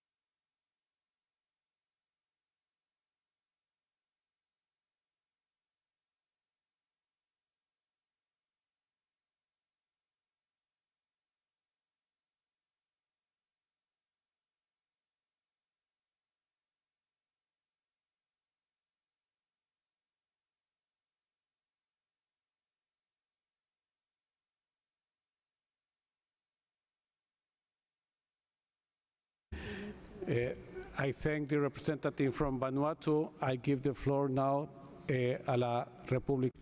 I give the floor to the Dominican Republic. Dominican Republic, you have the floor. Thank you very much, Mr. Chairman. Let me begin by thanking the Government of Canada for welcoming us over the past several days, and we also congratulate the Chair and the co-facilitators, the Secretariat and the entire team for your work and for helping us to make considerable progress at INC-4.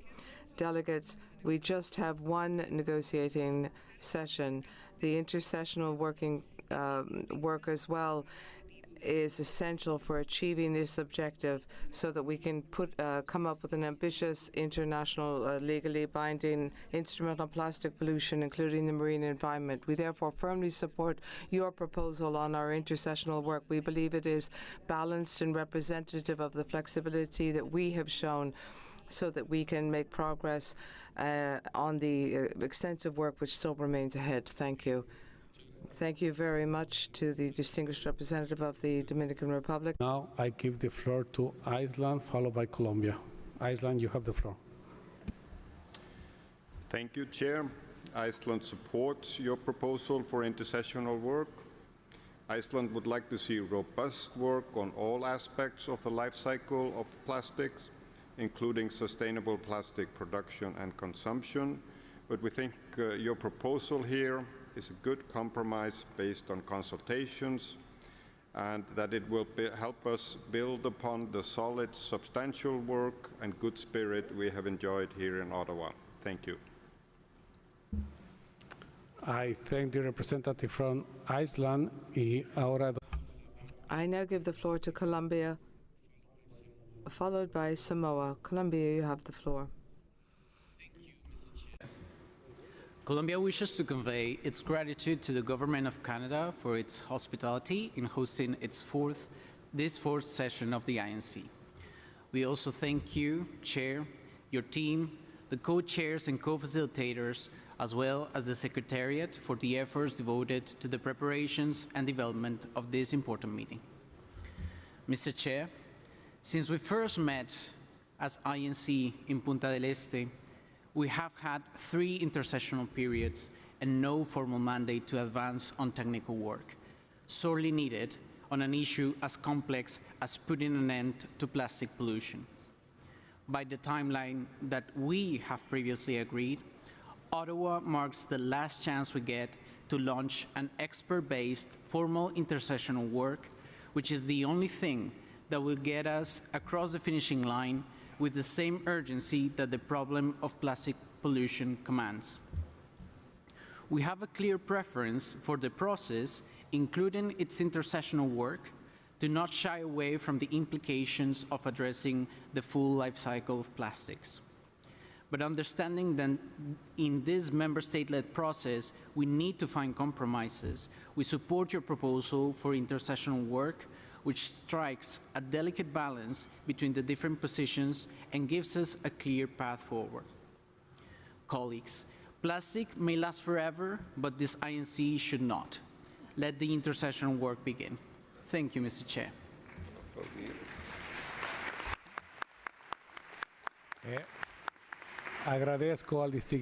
I thank the distinguished representative of Colombia. The floor to Samoa, followed by Brazil. Samoa, you have the floor. Thank you, Mr. Chair, and we will keep it very short.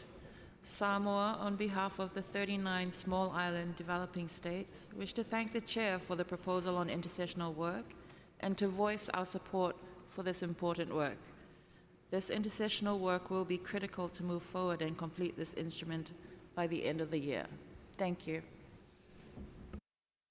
I thank the representative from Samoa. Now I give the floor to Brazil, followed by the Republic of Korea. Brazil, you have the floor.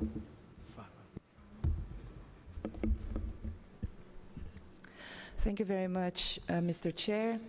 Like other delegations, we thank you very much for the proposal you're putting forward in this session to the INC. As a delegation that has been interested in seeing the INC approving a mandate for intercessional work, we're listening very carefully to proposals and ideas about intercessional work on means of implementation, such as the one presented by the African group, a group composed of more than 50 countries who have been very dedicated to this issue, just like our own country. We have also heard proposals that entail very minor modifications on your proposal and that might refine it. We're interested in this discussion, and we believe we're very close to an agreement. Maybe minor adjustments could act to bridge understandings and incorporate needs and concerns of developing countries. Thank you very much. I thank the representative from Brazil. Now I give the floor to the Republic of Korea, followed by Grenada. Republic of Korea, you have the floor. Thank you, Mr. Chair. Korea would like to express sincere gratitude to you, Mr. Chair, for your dedicated work and leadership. Also, we want to commend all the delegations for the progress made during the INC-4. Korea fully supports Chair's proposal on intercessional work, which gives balanced consideration to topics. We believe that through two expert groups, we could expand common ground, which will pave the way for concluding the negotiation in INC-5. We look forward to constructively engaging in the expert group discussion. Thank you.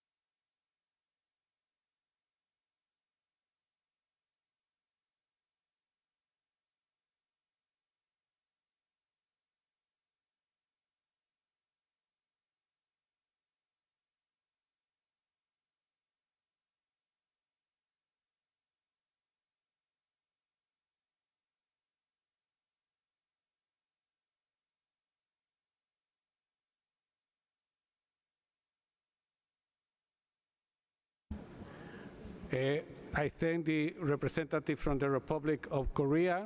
Now I give the floor to Grenada, followed by New Zealand. Grenada, you have the floor. Distinguished Chair, we thank you for the opportunity to take the floor. We would like to echo others who've applauded your leadership and dedication. As well, we commend the exemplary work of the Secretariat, the co-chairs, and the co-facilitators. We would also like to thank the Government of Canada for hosting this successful session of INC-4. We understand that to be historic, to be revolutionary, to disrupt, as we are attempting to do with this unique treaty process, requires superhuman effort. We echo Samoa on behalf of the Alliance of Small Island Developing States, Vanuatu on behalf of the Pacific SIDS, Uruguay, Dominican Republic, Colombia, Brazil, and others who've supported your proposal, and as many have shared, to advance the work we have begun and which we will continue in Busan. It is imperative to advance through an intercessional period that leverages experts and additional substantive and necessary dialogue to iron out key elements. This will allow us to build the critical tools needed to meet the goal we set for ourselves with UNEA Resolution 514. Grenada came here with the intent to leave with a formal mandate on intercessional. The urgency of this global issue requires us to push ahead, colleagues. We look forward to your continued leadership, Chair. Thank you. I thank the representative from Grenada. Now I give the floor to New Zealand, followed by Senegal. New Zealand, you have the floor. Thank you, Chair. As we said last night, we consider that intercessional work is important in order to make the progress needed to conclude our work by the end of the year. We therefore thank you, Chair, for your efforts in this regard. And New Zealand wishes to join the voices of others who have spoken this evening in support of your proposal, which we too believe strikes a careful balance. We also reiterate our support for the inclusion of observer participation in intercessional work. Finally, we join Grenada in expressing our appreciation to Canada for hosting such a successful INC-4. Thank you. I thank the representative from New Zealand. Now I give the floor to Senegal, followed by the Philippines. Senegal, you have the floor. Merci. Thank you, Chair. The delegation of Senegal strongly supports your proposal for the intercessional session to hold this intercessional work, which is very important to advance our activities. Our delegation supports the statement of the African group delivered by Ghana, namely to the extent that the financial mechanism is highly important for us, and we support all the other aspects that Ghana elucidated and submitted on behalf of the African group. Furthermore, we also support Rwanda, who requested the Secretariat to prepare a scientific report on sustainable production and consumption of plastics and to identify a global collective ambition for the production, sustainable production and consumption of primary plastic polymers. And furthermore, we want to have some clarity as regards the participation of civil society observers in this process. This process is one where we all live in the same world. We all need to work together, and we want to see those observers present. Thank you. I thank the representative from Senegal. Now I give the floor to the Philippines, followed by Israel. The Philippines, you have the floor. Thank you, Mr. Chair. The Philippines supports the Chair's proposal for intercessional work, which is necessary to inform negotiations on criteria for plastic products and chemicals of concern, including those related to product design. We feel that intercessional work is important to inform negotiations on the necessary rate reduction targets for primary plastic polymer production to be consistent with the Paris Agreement goal of 1.5 degrees centigrade based on scientific data and to halt the rising tide of plastic pollution. We are disappointed that we did not have a convergence on this point, but we can build and expand on the common ground, which is the basis for the Chair's proposal as we attempt to tread a clear path to Busan. Thank you, Mr. Chair. I thank the representative from the Philippines. Now I give the floor to Israel, followed by Iraq. Israel, you have the floor. Thank you, Chair. We would like to thank you and all fellow delegation and observers who invested so much in order for us to move another step towards a new plastic treaty. We would like to see an intersessional work on primary production as well, as suggested by Rwanda and Peru, and supported by others. Still, we understand that concessions are required and support your proposal for intersessional work. Thank you. I thank the representative from Israel. Now I give the floor to Iraq, followed by Malaysia. Iraq, you have the floor. Shukran. Thank you, Mr. Chairperson. At a time when my delegation... Thank you, Chair. At a time when my country wants to... والمملكة العربية السعودية وروسيا الاتحادية Iran and Saudi Arabia and Iran and Saudi Arabia, Russia, in order to focus on product design and the importance of understanding the criteria serving this purpose. Despite all that,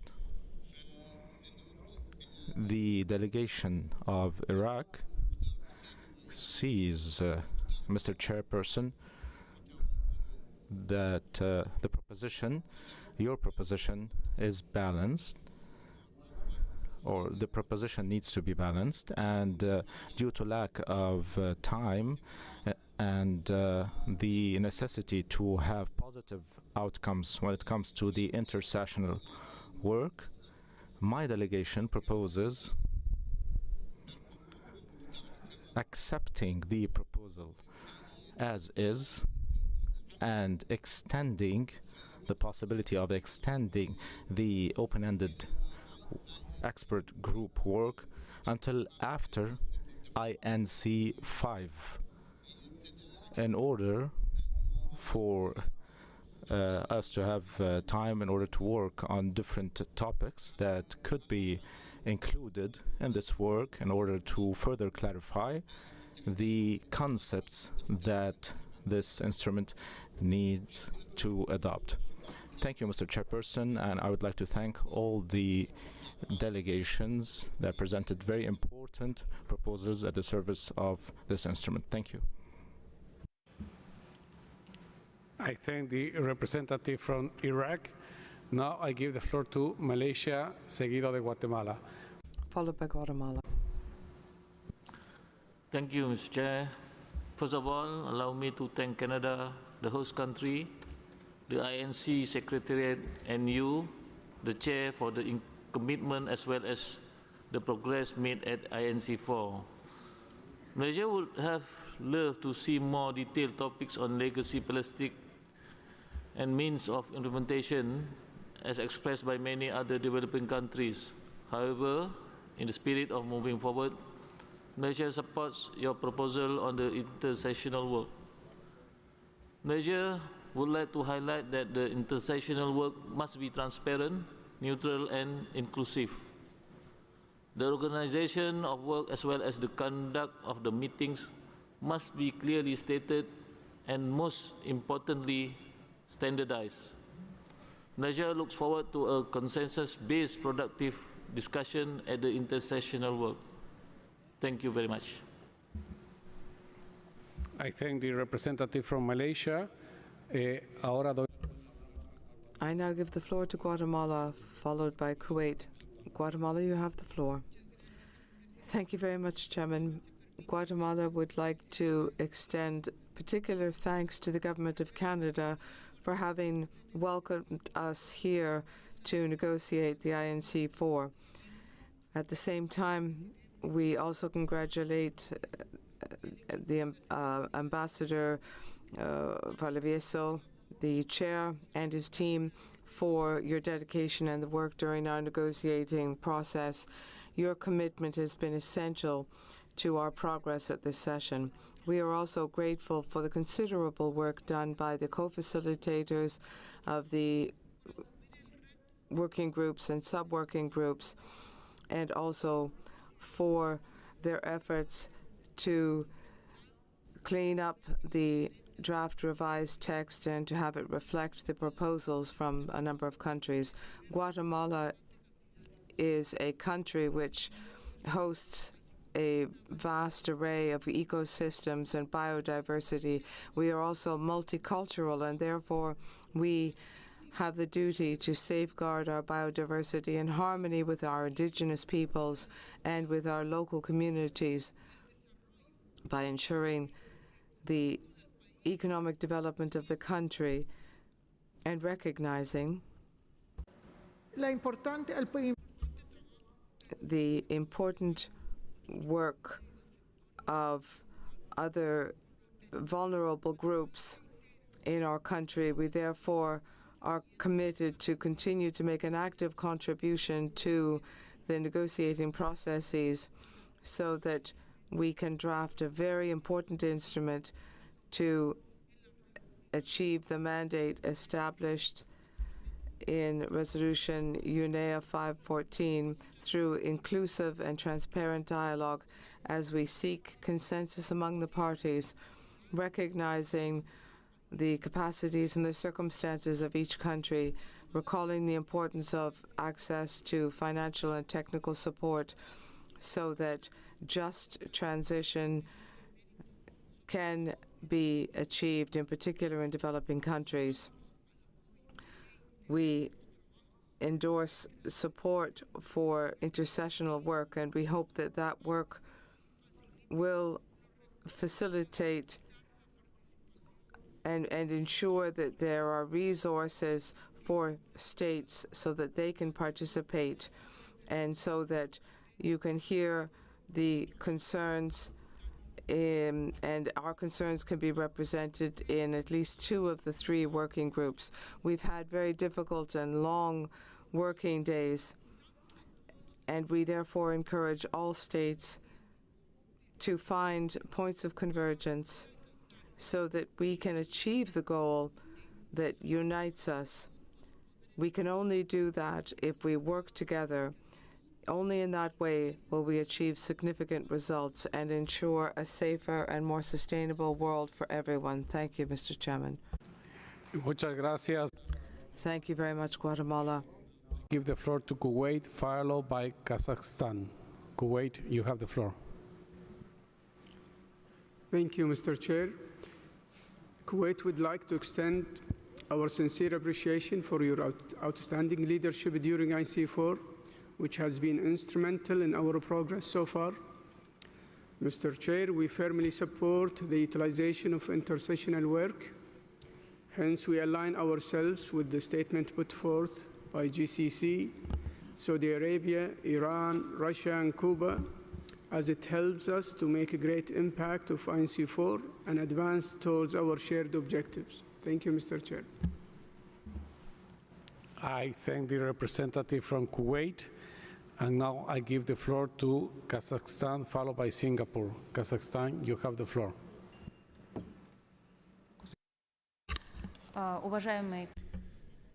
Colleagues, Chair, thank you for giving me the floor. Kazakhstan thanks the Chair and the staff of UNEP and the groups and working groups for their work in INC-4. We separately thank Canada for their hospitality as well. Chair, discussing the provisions of the draft treaty at INC-4 showed the importance of every provision and we support your proposal to organize intercessional work. We want effective and useful work here that considers the full life cycle of plastics, available resources, and we want to accelerate the intercessional work to discuss matters that have to do with effective waste management and implementation measures, and namely scientific and technical capacity and financing. Thank you. I thank the representative from Kazakhstan. Now I give the floor to Singapore, followed by Georgia. Singapore, you have the floor. Thank you, Chair. I will be very brief. As expressed yesterday, Singapore supports intercessional work. On your proposal on topics, we believe the proposal strikes a fine balance across the views and interests of different members and help us progress towards a deal by INC-4. We are encouraged to hear the support and flexibility expressed by members in the room and stand ready to work with all members in the open-ended expert groups in line with the mandate and modalities you have outlined. Thank you. I thank the representative from Singapore. Now I give the floor to Georgia, followed by Micronesia. Georgia, you have the floor. Thank you, Chair. I'm addressing you on behalf of Georgia, Moldova, North Macedonia, and Serbia. I would like to extend our gratitude to Canada for excellent hosting of INC-4. Dear Chair, I would like to express our appreciation for your leadership. We recognize the importance of the intercessional work before INC-5, and we fully support your proposal for intercessional work, which represents a balanced compromise. I thank you. I thank the representative from Georgia. Now I give the floor to Micronesia, followed by Ecuador. Micronesia, you have the floor. Thank you, Mr. Chair, and thank you very much for all of your hard work and your team's hard work this week. It's seen in the progress we've made, and the delegates have had a cordial experience this time here in Canada, so thank you very much to our Canadian host as well. We too would like to support your proposal for intercessional work. We would have liked to have seen as well the intercessional work on primary polymer production that Peru and Rwanda suggested, and we do support their call for a study on information that we may have on that issue. We still feel like it's a critical issue, it's part of our mandate, and importantly, it's part of our effort to end plastic pollution. It's a critical part of that effort. So as the Philippines said, I think that would give us the kind of common ground that they mentioned that's been so helpful to make progress on the issues where we have made progress. So we hope that in lieu of the intercessional work that we would have preferred, that kind of information can be made available so that we can start to have more common ground on those essential areas. Thank you very much. I thank the representative from Micronesia. Now I give the floor to Ecuador. Ecuador, you have the floor. Thank you, Chairman. I'd like to congratulate you and your team and the co-chairs of the contact groups and the co-facilitators of the subgroups for their excellent work over the past week. I also take advantage of this opportunity to thank Canada for the excellent organization of this meeting, of this session. We understand how difficult the intercession work will be, and we acknowledge your efforts and your attempts to find a delicate balance on issues to be considered. With that in mind, while we could propose other items which are of importance for Ecuador at the intercessional meeting, including the issue of the mandate to address the entire life cycle of plastics, we are prepared to support your proposal. We must have additional time so that we can continue to make progress and have a better understanding of the various proposals in the text, and so that we can identify possible areas for convergence and maintaining a positive spirit, the same spirit that's been shown here at INC-4. Finally, we highlight the importance of every effort being made to allow the participation of observers throughout the entire process. And thank you. Thank you, Ecuador. Now I give the floor to Monaco, followed by Bahrain. Monaco, you have the floor. Merci, Monsieur le Président. Thank you, Chair. Monaco thanks the Government of Canada for its warm hospitality here in Ottawa. We also congratulate you on your sterling leadership, the Secretariat as well, and we thank the co-facilitators who allowed us to make headway and work on the text of the instrument. Monaco endorses the proposal for intercessional work, which is vital for the development of an agreement, and we support that proposal. However, we regret the fact that primary plastic polymers were not addressed, and we welcome the proposals of Rwanda and Peru in this regard. We want to see Resolution 514 implemented, and we will continue the work which is vital to address plastics, and we need to address feedstocks as well to envisage all the solutions necessary to address plastics pollution and to end it as soon as possible. Thank you. I thank the representative from Monaco. Now I give the floor to Bahrain, followed by Guinea. Bahrain, you have the floor. Thank you very much, Mr. Chair. I would like to express my sincere gratitude for your exceptional leadership through INC-4, which has significantly contributed to our advancement. We are in full support of employing intercessional work, and we align our position with the statements made by the GCC, Saudi Arabia, Iran, Russia, Cuba, and Kuwait, as it facilitates our progress toward our common goals. Thank you, Mr. Chair. I thank the representative from Bahrain. Now I give the floor to Guinea, followed by Kyrgyzstan. Guinea, you have the floor. Merci. Thank you, Chair. And I thank the Canadian authorities as well. I thank them for their warm hospitality. The delegation of Guinea supports your efforts and the efforts of all of us. And we thank the co-facilitators as well. We support the statement delivered by Ghana, speaking on behalf of the African group. We also welcome the work of Rwanda.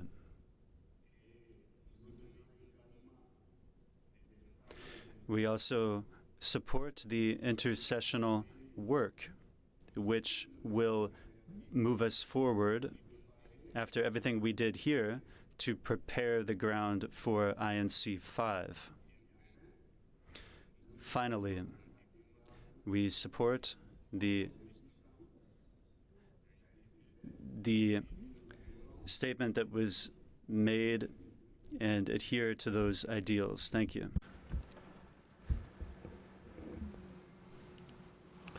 I thank the representative from Guinea. Now I give the floor to Kyrgyzstan. Kyrgyzstan, you have the floor, followed by China. Thank you, Chair. Thank you for giving me the floor. And allow me at the outset to thank the Government of Canada and UNEP for organizing this meeting and for affording us the opportunity to participate in it. The Kyrgyz Republic acknowledges the importance of this environmental problem, and we support the global initiative to tackle plastic pollution. In connection with this, our country is taking appropriate action.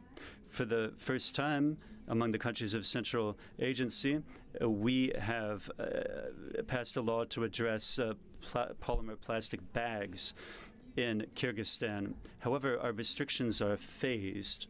First, we did it in special nature reserves, and then we did it in resort areas, and we moved on from there. We're working to ensure systemic responsibility, extended producer responsibility, and we're also looking to address fishing gear. We have banned the use of polymer fishing nets, for instance. Thus, we favor restrictions on plastics that are phased restrictions, primarily on problematic types of plastics. we're emphasizing here is socioeconomic stability of our country, which will ensure a painless and seamless transition to alternative forms of products, both for importers and for production lines. We also support what you proposed, namely the further intercessional work. We wish to stress, in particular, the importance of considering the opinion of all countries to achieve the goals and to adopt coordinated, agreed decisions. I thank you. I thank the representative from Kyrgyzstan. Now I give the floor to China. China, you have the floor. Thank you, Mr. Chair.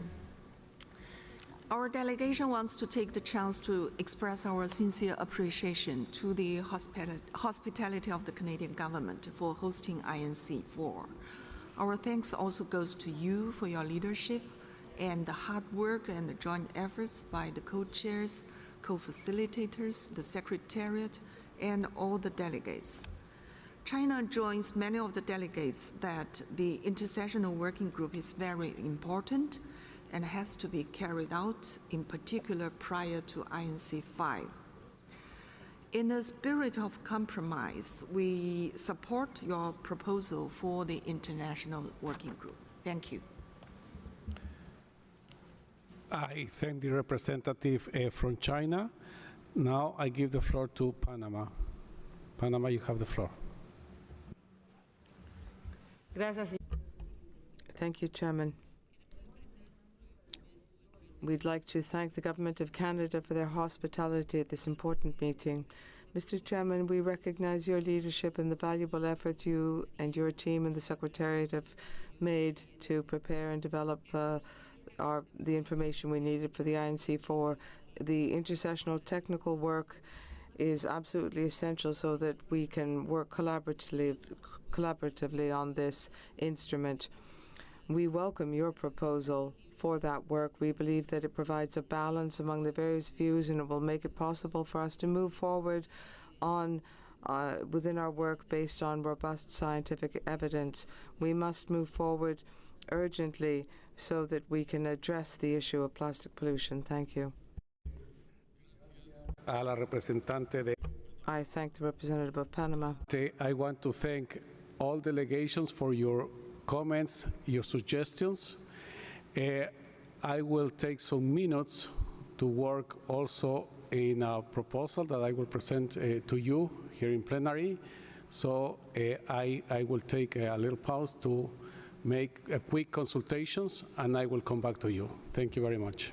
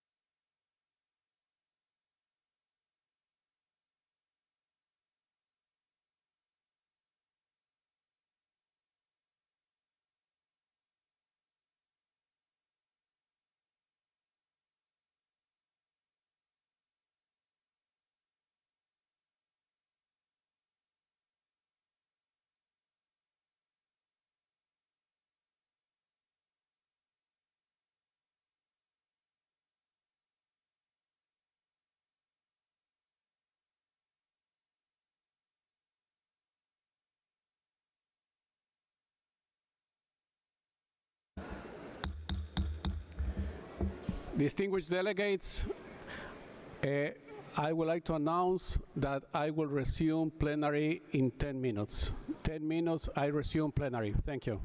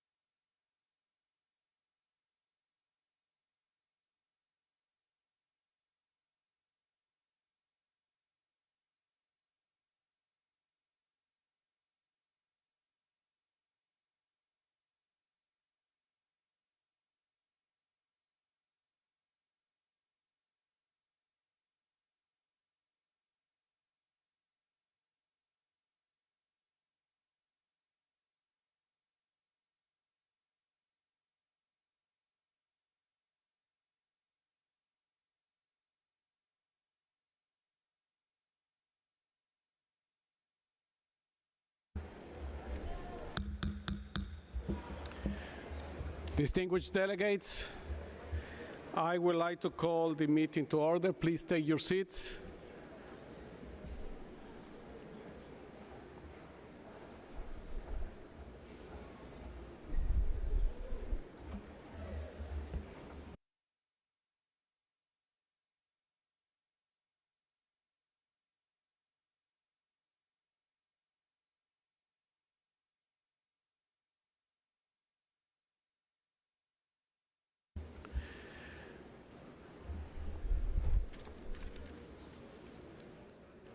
I thank you very much, and I also thank you for the support to the proposal that I presented to our committee on intercessional work, and I also thank you very much for the consultations and your hard work. And now I would like to come back to my original proposal, to retake it and present it to you once again. We have had some consultations. I can see countries, members also working hard, trying to find ways also for our proposal on intercessional work. But I would like also to present to you once again the proposal I present when we open this part of our agenda on intercessional work. And if you agree, we could retake and our decision could go in that line.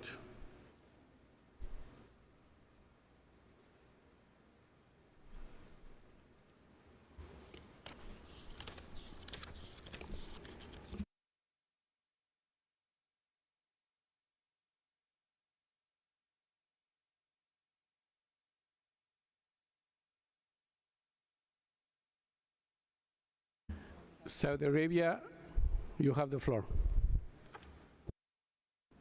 Thank you very much, Mr. Chair. We would just like to ask you for, if you can repeat what you have said. We couldn't hear you correctly. Thank you very much.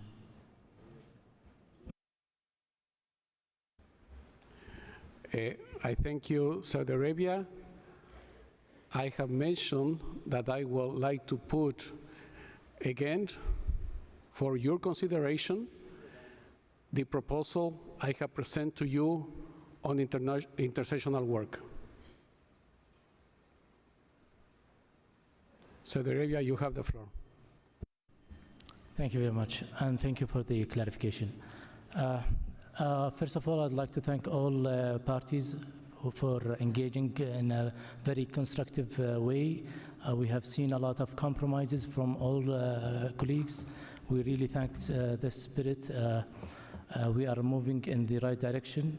There is a new proposal that gain a lot of acceptance from the majority of parties, if you allow me to read it in a dictation speed. Thank you very much. Please go ahead. So the committee also decided to establish an ad hoc intercessional open-ended expert group to analyze criteria-based and non-criteria-based approaches with regard to plastic products and chemicals of concerns in plastic products and product design, focused on enhancing recyclability and reusability of plastic products, their use and applications for the consideration by the committees at its 5th session. Next, the outcomes from the group shall be without prejudice to the parties' national positions and the outcomes of negotiations conducted by the committee. Thank you.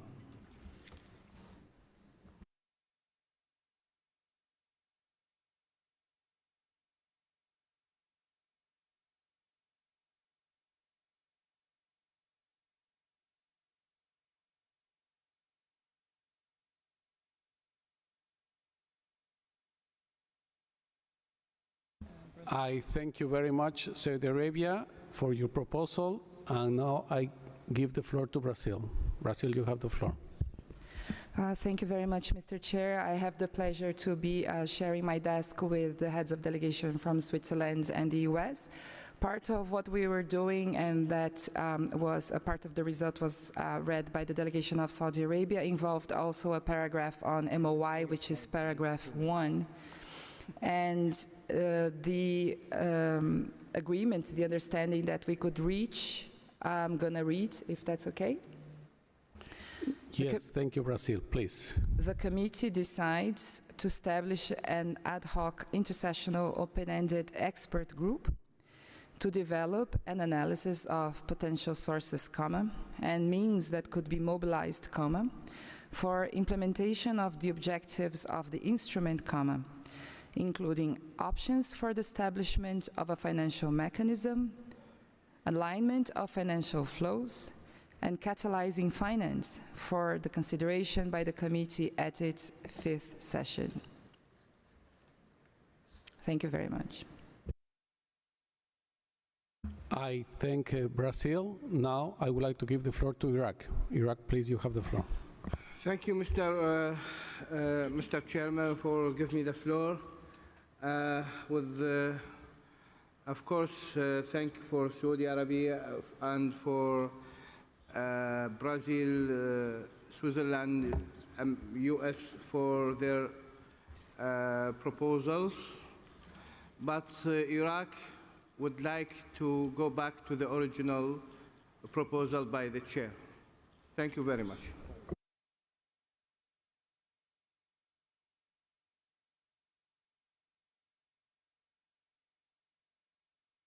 I thank you, Iraq. And now I will give the floor to the European Union, followed by Norway. EU, you have the floor. Thank you very much, Mr. Chairman. And like Saudi Arabia, I would like to thank all the delegations that have engaged in huddles here and there. I think we have tossed quite a number of language proposals back and forth. I have this distinct feeling that this is not getting any better. And the more we twist this around, the less this becomes an operational guidance for this expert group in their work, and we are actually getting away from the discussions we've had all week. So therefore, I would align myself with the wise guidance from our Iraqi colleague and suggest that we go back to your original text. Thank you very much.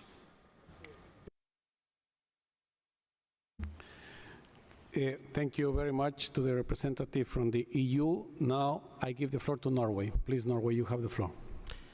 Thank you, Chair. Norway, too, would like to thank everyone for their constructive approach and hard work to reach agreement on this issue.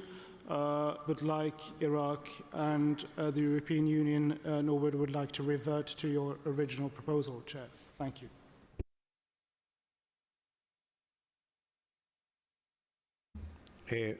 Thank you, Norway. I give the floor now to Iran. Please, Iran, you have the floor. Thank you very much, Mr. Chairman. Mr. Chairman, we wasted a lot of time, discussing various proposals. And what was suggested by the esteemed colleague from Saudi Arabia was the result of, tremendous discussions among various countries. So my delegation believes that we could not go back, to the original text, and we should keep in mind the sensitivities which exist among a big number of countries. Thank you. I thank you very much, Iran.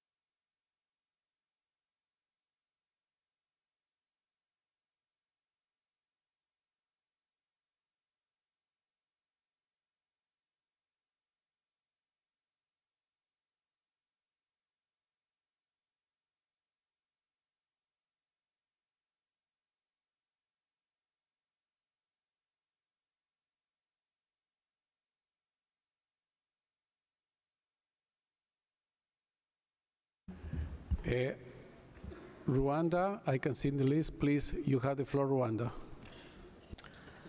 Thank you, Chair. Mine is concerning to the time, as some of the colleagues from African group have already left the room because of their flight is already, and some other colleagues also have a flight right after 1 hour. So we seek a clarification from you, Chair, because you're the one who prepared the agenda that we were supposed to work and respect to. So we still have so many items on the agenda. Please guarantee us that you are going to have our flights revised and make sure that you attend the entire session as you are planning. Thank you.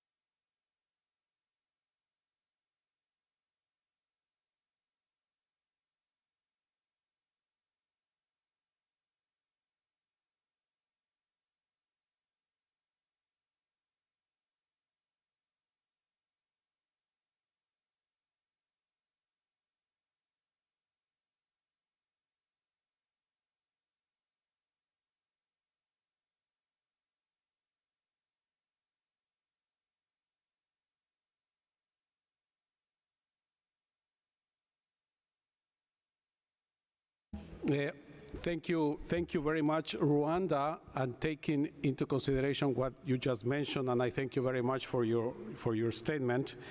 I can recognize that delegations indicates me that they are trying to find a solution on the issue of the intercessional work. So I suggest we turn to the issue of the establishment of the legal drafting group. We still remain in agenda item 4, and I will come back to the issue of the intercessional work immediately after this.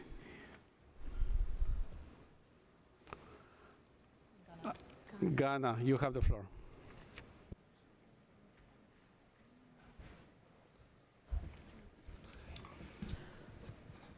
Chair, thank you for the opportunity, but my comment was on the intercessional work. So if we are moving to the next agenda item, then I'll hold on. Thank you. Thank you very much, Ghana. We are still in the same agenda item number 4. We will take, if it's okay, we will take the establishment of the possibility of us to establish the legal drafting group, and immediately after this, we will come back to the consideration of adopting intercessional work. It's still item number 4. Chile, you have the floor. Muchas gracias, Chair. Thank you very much, Chair. It's our belief that this is a very good proposal, and so therefore we suggest that the creation of a legal group take place, and so we could be making progress on that as we continue with discussions. Thank you so much, Chile. Thank you very much, distinguished delegates. Let me now turn to the establishment of the legal drafting group.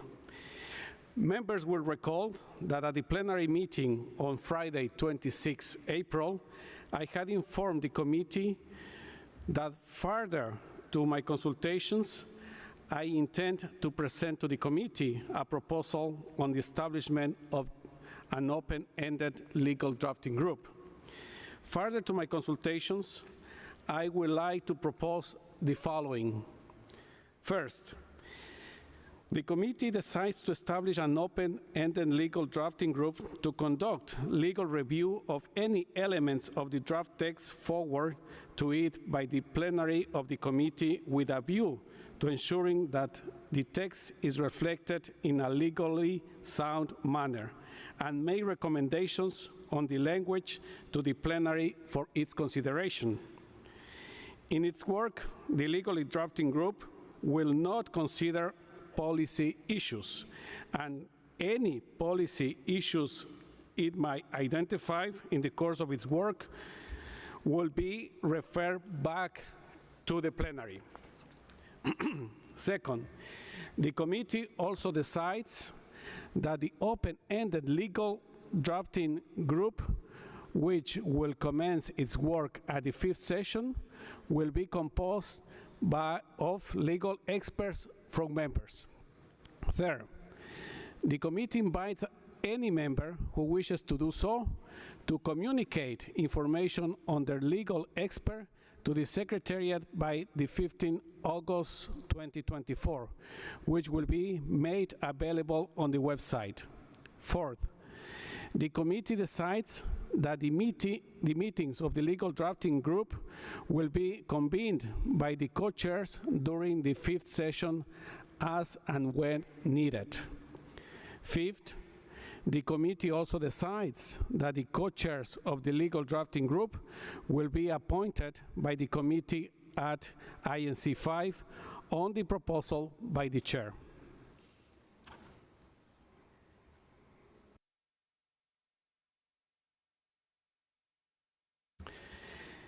May I take it that the committee wishes to establish the legal drafting group as just outlined it?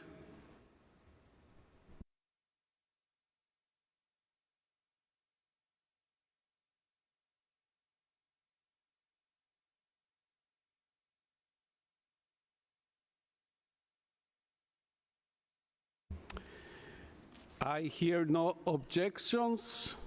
It is so decided.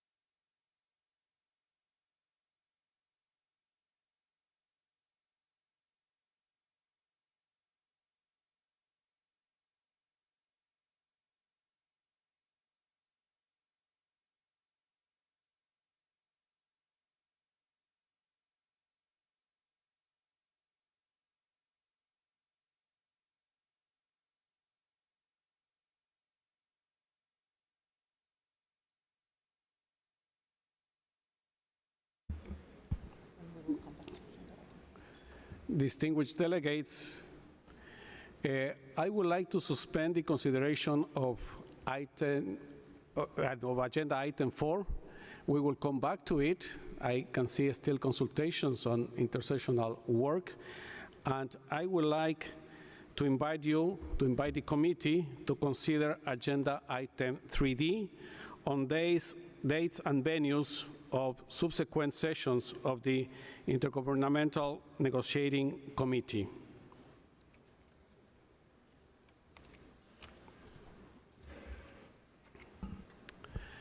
Thank you very much. Rwanda, you have the floor. Thank you, Chair. At UNEP 5.2, before the successful adoption of the resolution 5.14, and before the only other member state offered to do so, Rwanda offered to host a diplomatic conference for the Global Plastic Treaty. For more than 2 decades, Rwanda has been at the forefront and fight against plastic pollution, and Rwandans have demonstrated that through hard work and community-led action, it is possible to beat plastic pollution. Rwanda has a unique and powerful story to tell. We also understand that ending plastic pollution requires a global partnership. That is why we joined with Peru to submit the Kigalima proposal to host the diplomatic conference in Kigali and the Early Action Conference in Lima. We humbly request your support and we welcome the favorable decision on this important agenda item. We thank you, Chair.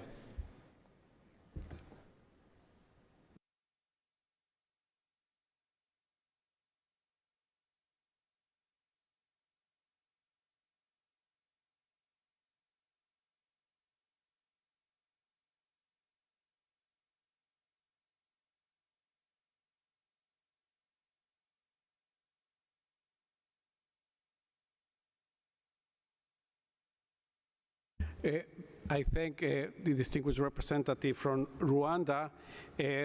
Yes, diplomatic conference is part of our agenda item 3D, but I would like to take first about the venue of our next session. So I will come back also to Peru that has asked for the floor, and I invite the committee to hear an update on preparation of the 5th session. Members will recall that at its 3rd session, the committee decided to hold its 5th session from 25th November to 1st December in Busan, Republic of Korea. I will now like to invite the Executive Secretary to provide us with an update on the preparation for our 5th session, followed by remarks from the host country. Ms. Jyoti Mathur-Philip, you have the floor. Thank you, Mr. Chair. Regarding the 5th session of the committee, the Secretariat is working closely with the government of the Republic of Korea to prepare for INC-5 to be held from 25th November to 1st December 2024 in Busan, Republic of Korea, as decided by the committee at its 3rd session. INC-5 will be preceded by regional consultations on Sunday, 25th November. These dates were agreed after careful consideration of the timeline agreed by the Committee for the INC, as well as the calendar of other multilateral environmental fora. The Secretariat is already in close cooperation with the government of the Republic of Korea to coordinate the upcoming INC-5. The invitations to the 5th session are expected to be sent out in the next few weeks. Once again, we thank the Republic of Korea for hosting INC-5 and look forward to our final INC session to successfully conclude the negotiations in Busan. Thank you, Chair. Thank you, Ms. Mathur-Philip. I would like now to give the floor to the host country of the 5th session of the committee to provide some remarks. I give the floor to the representative of the Republic of Korea.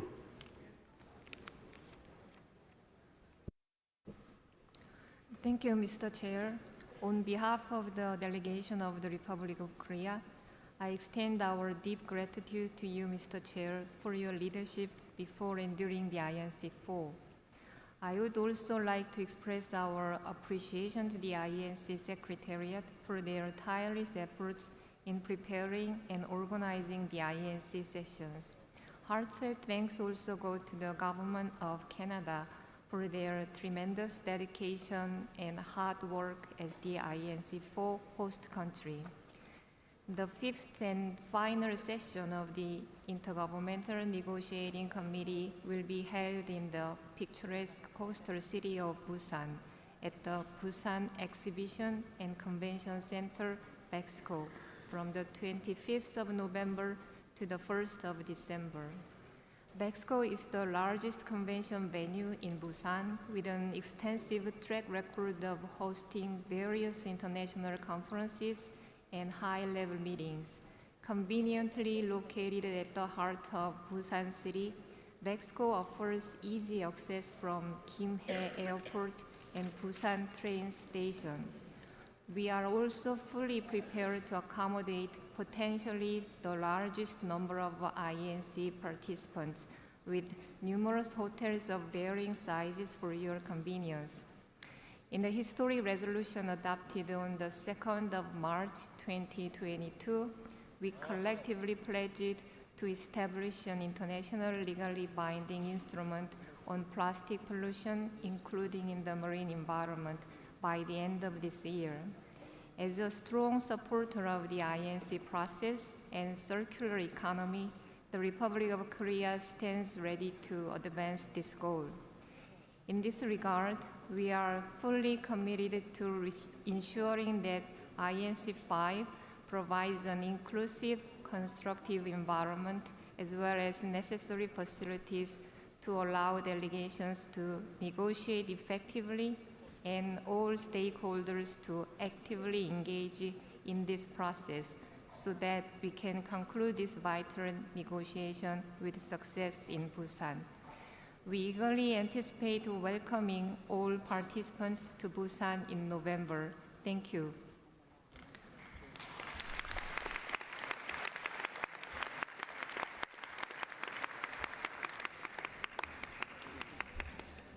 I thank the representative of the Republic of Korea, and I join the Executive Secretary in commending the government of the Republic of Korea for your efforts to secure an appropriate venue for our 5th session.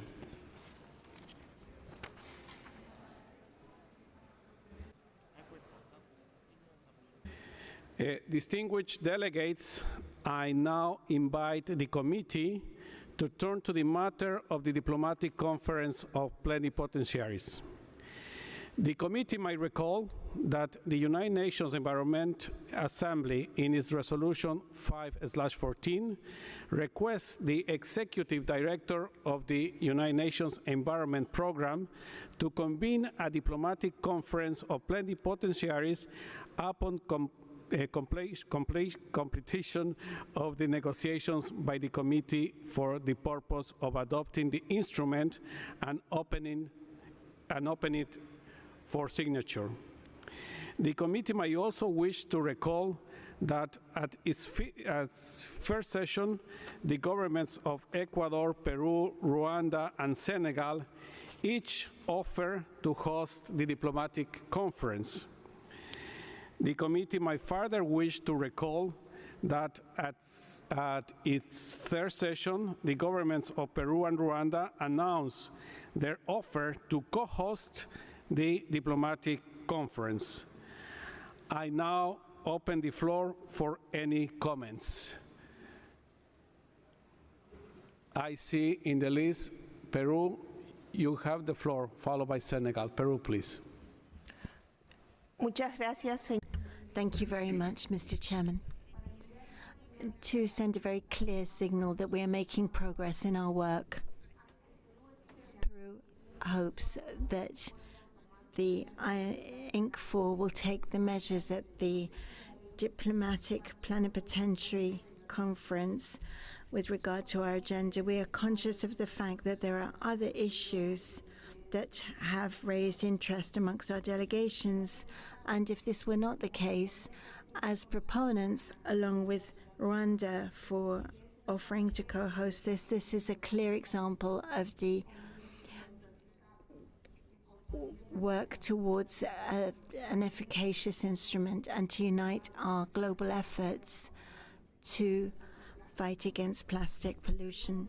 And Peru would like the question of the dates to be looked at for this conference, taking into account the fact that we need to carry out these logistics and make sure that all arrangements are made.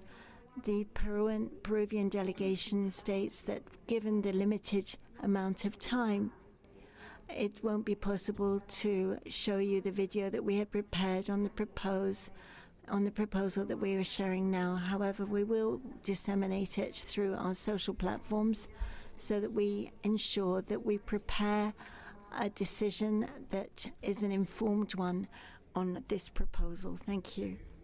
Thank you very much. To the distinguished representative of Peru. The floor to Senegal, followed by Ecuador. Senegal, you have the floor. Merci beaucoup. Thank you. Thank you so much, Chair. Senegal wishes to reiterate its offer to host the diplomatic conference. And we are ready to share all of the information with you in due time. And I invite all of you to come and see us in Senegal, country of Teranga, for the convening of this diplomatic conference. I thank you. I thank the distinguished representative from Senegal. Y ahora le doy la palabra a Ecuador. Ecuador tiene la palabra. Ecuador, you now have the floor. Thank you very much, Mr. Chairman. The Ecuadorian delegation welcomes all of the comments made for INC-4 and the thanks to the Secretariat for its permanent support to delegations and to Canada for its very warm welcome.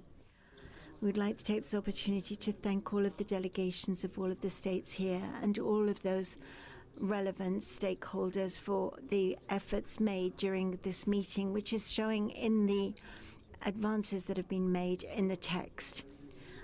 As a mega-diverse country, Ecuador is fully committed to fighting against plastic pollution through an integrated approach that looks at the whole cycle and specific and ambitious approaches based on science in order to reduce the effects of plastic pollution in the environment and on human health, with effective modes of implementation that take into account the different needs and capacities of developing countries. In this regard, Ecuador, as a founding country of the group of Friends to Combat Marine Litter and of the Ministerial Conference to Combat Marine Plastic, has promoted an agreement against plastic pollution over many years before the adoption of Resolution 514 by UNEP and this meeting. On the basis of this commitment and in the light of the inclusion of the Diplomatic Conference of Plenipotentiaries, we'd like to state what was said in Punta del Este in Uruguay in 2022, that we are ready to host this diplomatic conference. And at that point, we offered the hosting of this conference for the adopting the instrument in Ecuador, followed by a reduced meeting afterwards in our country. And it's not only a living laboratory showing the evolution of species, but it's also been a model for conservation and sustainable use of our rich biodiversity, which is becoming ever more fragile given the threats posed caused by plastics, which often come from other countries and other continents. And we hope that the future instrument will not have the capital of a country, but one which represents conservation. And in that context, although we've made important work during this session, we must take into account that this is a mandate on 514, and this diplomatic conference of plenipotentiaries should be after the completion of the negotiations for the purpose of adopting the instrument, and we should be taking ambitious decisions before we decide on the date and place. As we work on more details about this, we are ready to dialogue with other proposers and those who are interested in our proposal as well. Thank you.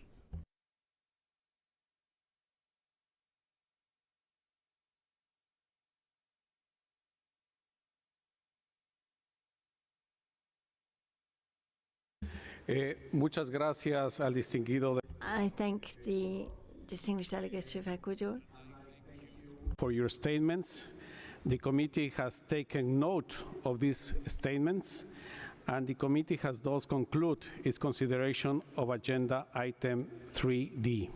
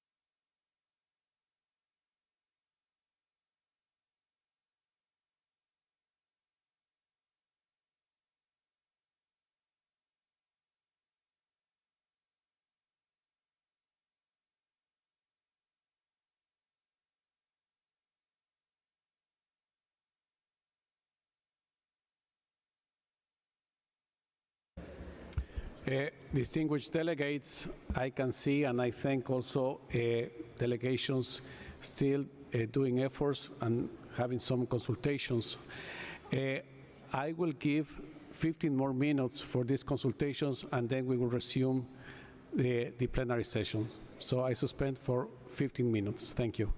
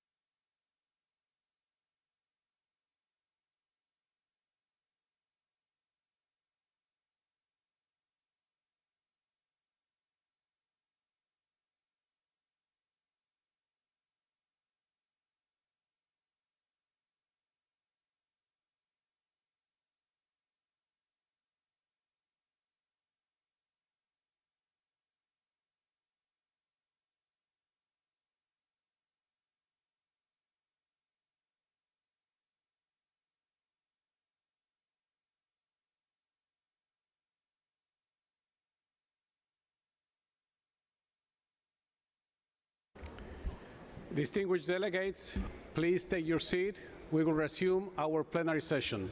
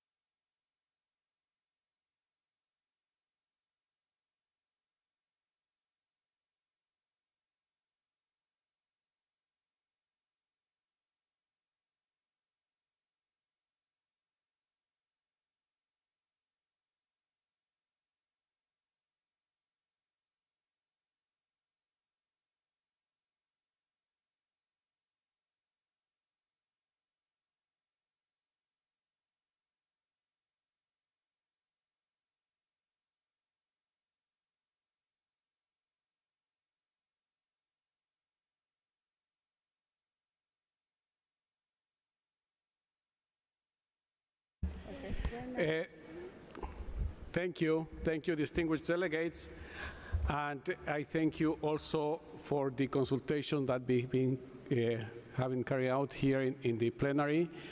And I would like to open the floor because I understand that there is an agreement on the proposal that has been presented with some changes. So I would like to open the floor.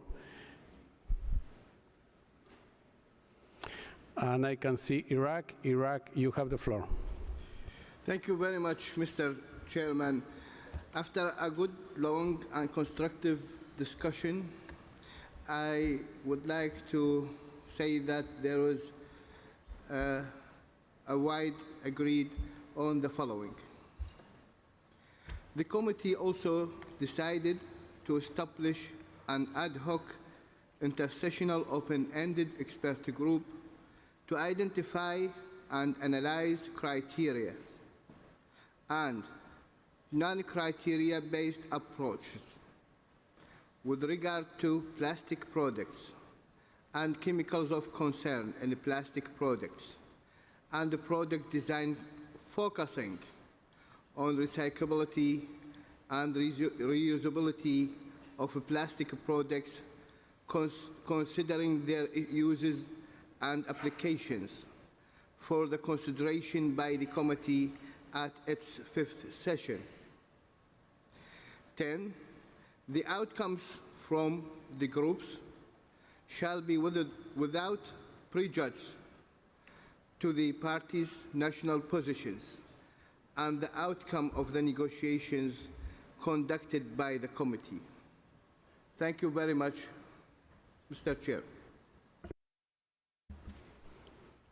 I thank the distinguished representative from Iraq, and as I understand also the proposal presented by Iraq is together what we heard before, also proposals presented by Switzerland and Brazil.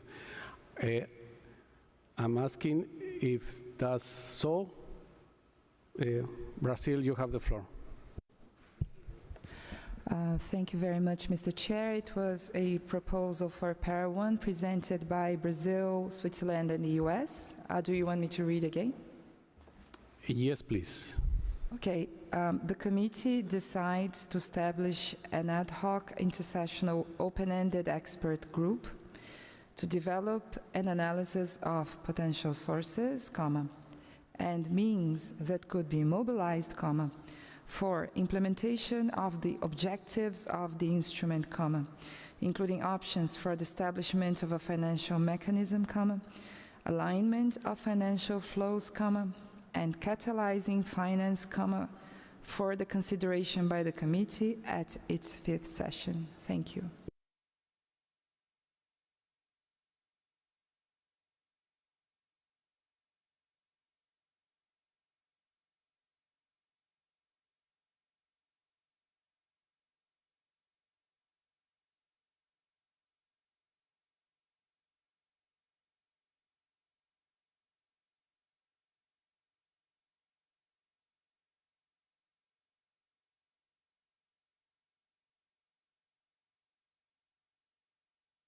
I thank the distinguished representative from Brazil. Now I'd like to give the floor to Ghana. Please, Ghana, you have the floor. Thank you, Mr. Chair. The African group supports the proposal as put forward by Brazil. Thank you. I thank the representative from Brazil, and it has come to me also that a proposal that the technical group could be co-chaired by Mr. Axel Bogman of Germany, Ms. Juan Sisyor of Palau, and Mr. Luaik Al-Mokhtar of Iraq. So that will be also if the committee agrees. Indonesia, you have the floor. Thank you very much, Mr. Chair, and we would also like to thank distinguished colleagues who have worked hard to formulate the language. Just for us to be extremely clear, before we move forward, Mr. Chair, may I request that the Secretariat help us to project the language, the proposed language on the screen, so that we can really check about the verb that it's been used or the comma, etc. So we want to make sure that we can capture it accurately. I thank you.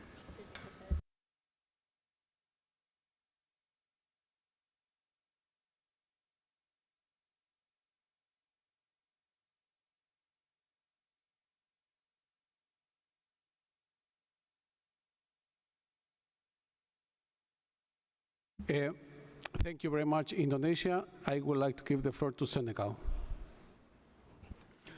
Thank you very much, Chair. We would like also to support the statement by the African group supporting Brazil. And we would like also to make sure that the participation of observer and civil society is in the text. Thank you.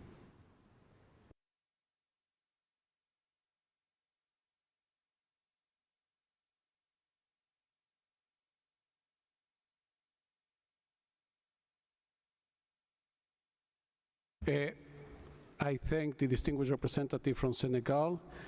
I can see in the list Djibouti is asking for the floor, followed by the European Union. Djibouti, you have the floor. Thank you, Mr. Chair. Djibouti supports and aligns itself to the statement made by Ghana on behalf of the Africa Group and supports the proposal put forward by Brazil. We would also welcome the inclusion of observers in intercessional work. Thank you. Thank you to Djibouti. Now I give the floor to the European Union. EU, you have the floor.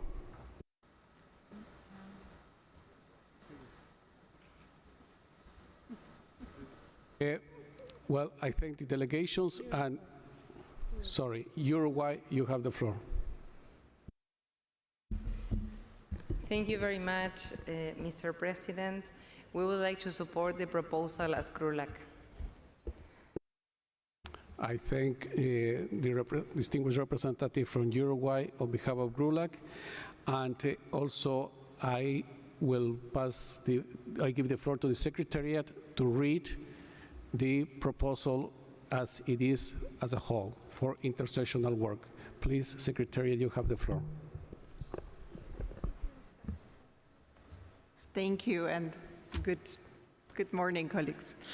I would like to try to do this at a dictation speed and also so that you get this in interpretation in languages, and please bear with me because I'm reading from different parts of text.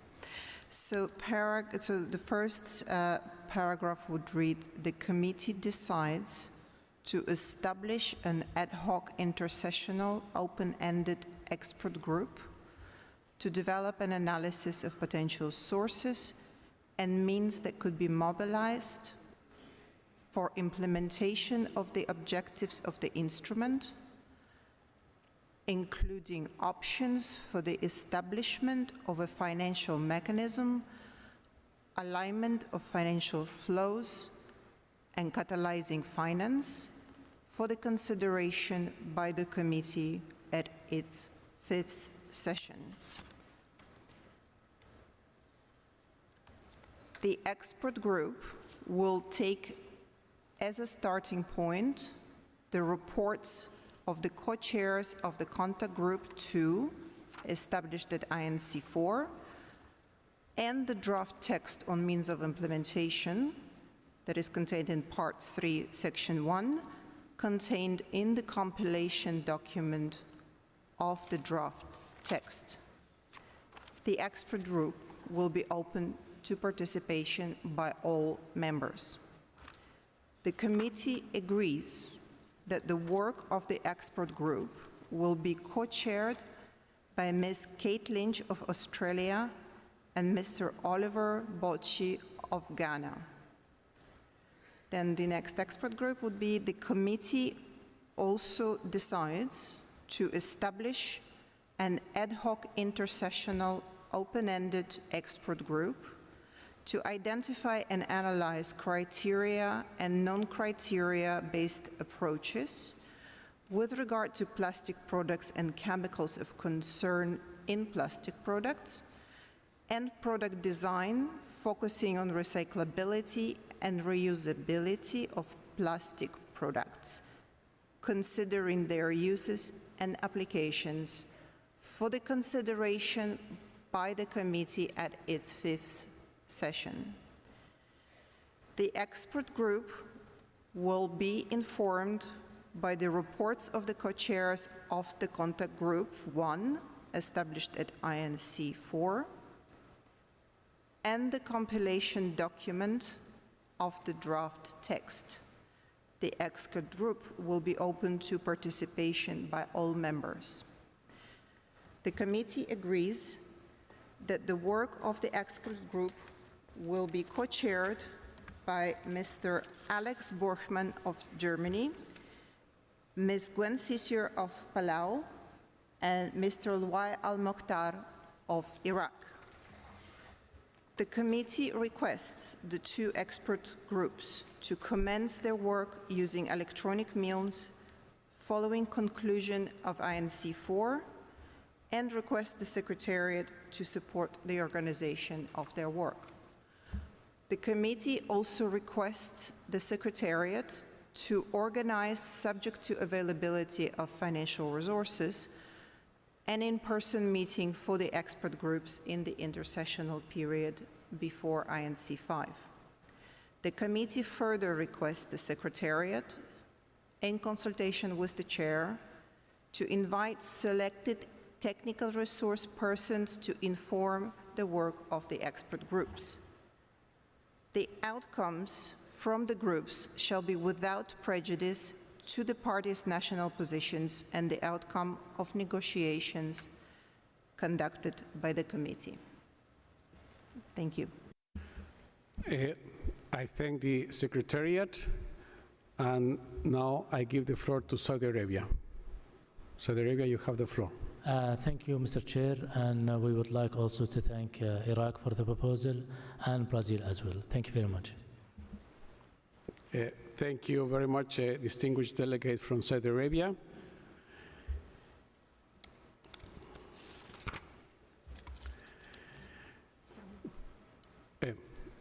I can see in the list Samoa, followed by Ghana. Samoa, you have the floor.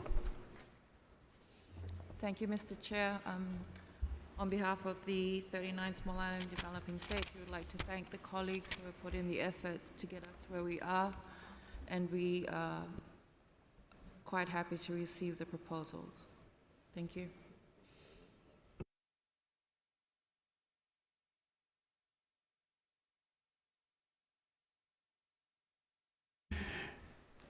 Thank you very much, Samoa, and now I give the floor to Ghana. Thank you, Chair. Just to draw your attention to the fact that we still did not hear the bits about opening up for civil society to join the intercessional work. Thank you.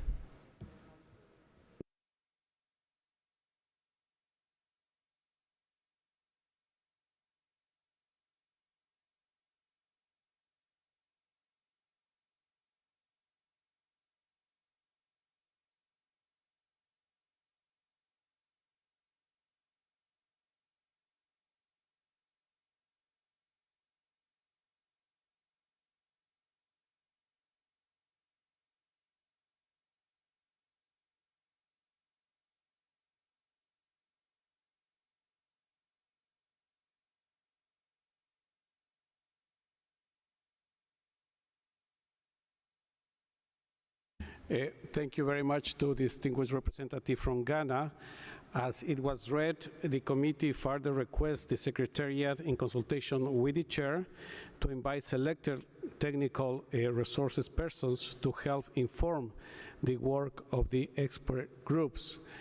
Me as a Chair, together with the Secretariat, we will look at the whole range of observers to work with them and select for the participation, including civil society, in our work intercessionally. Thank you.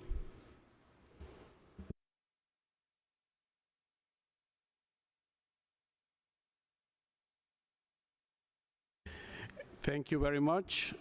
May I therefore take it that the committee wishes to approve the intercessional work as orally revised? I see no objections. It is so decided.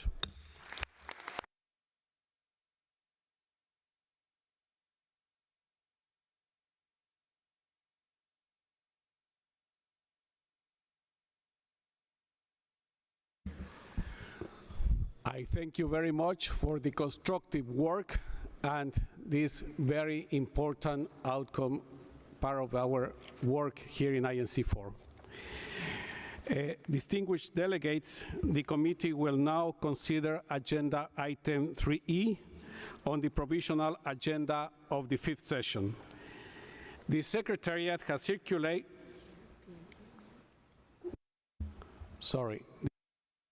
the European Union has asked for the floor. Please, EU, you have the floor.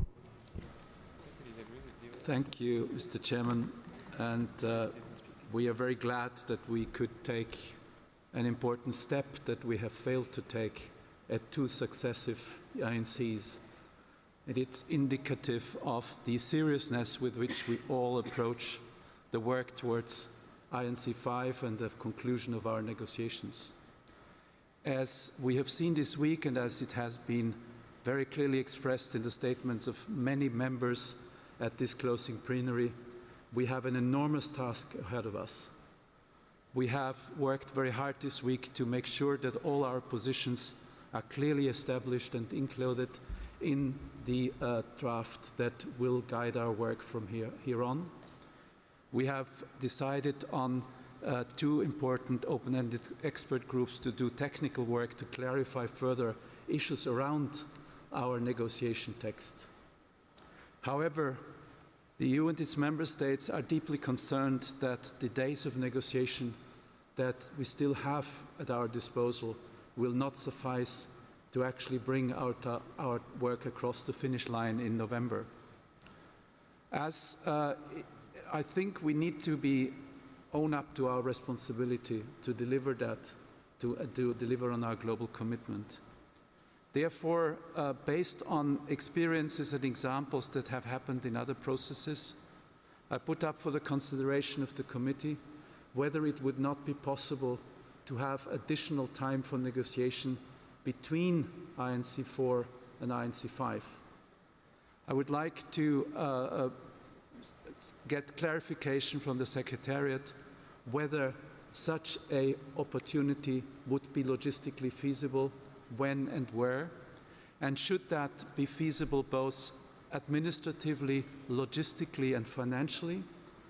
This delegation would move that we would actually decide not to close this INC, but to adjourn it and to resume the work at the time that could be decided by the chair in consultation with the Bureau, so that we actually could use some additional days to further work on important concepts, try to define and identify common areas and landing spots, and be better prepared, also based on the result of the open-ended working groups, for a final agreement in Busan in November of 2024.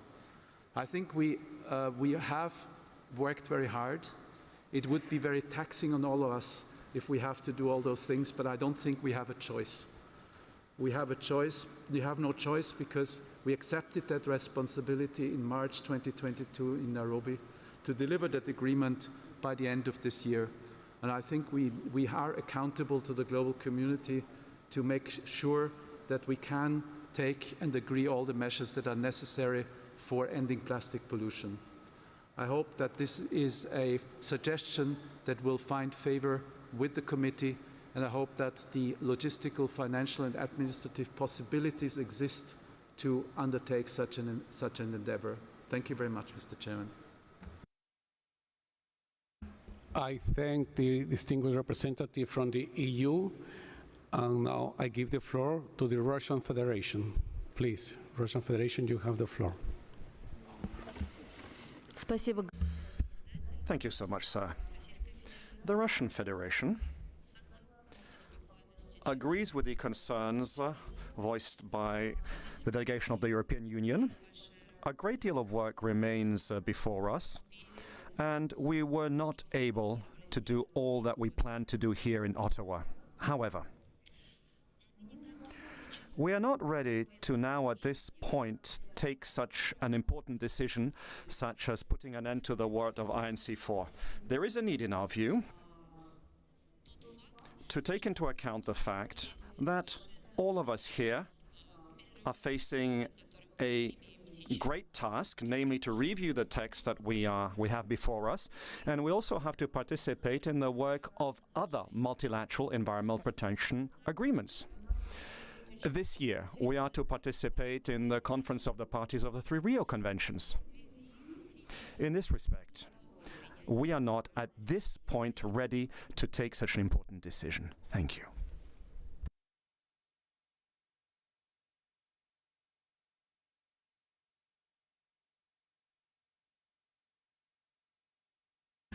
I thank the distinguished representative from the Russian Federation, and now I give the floor to Kuwait. Okay. Thank you, Mr. Chair. On behalf of like-minded, we don't support the proposal 4.2 since we are not ready to really to start discussion on 4.2. Thank you.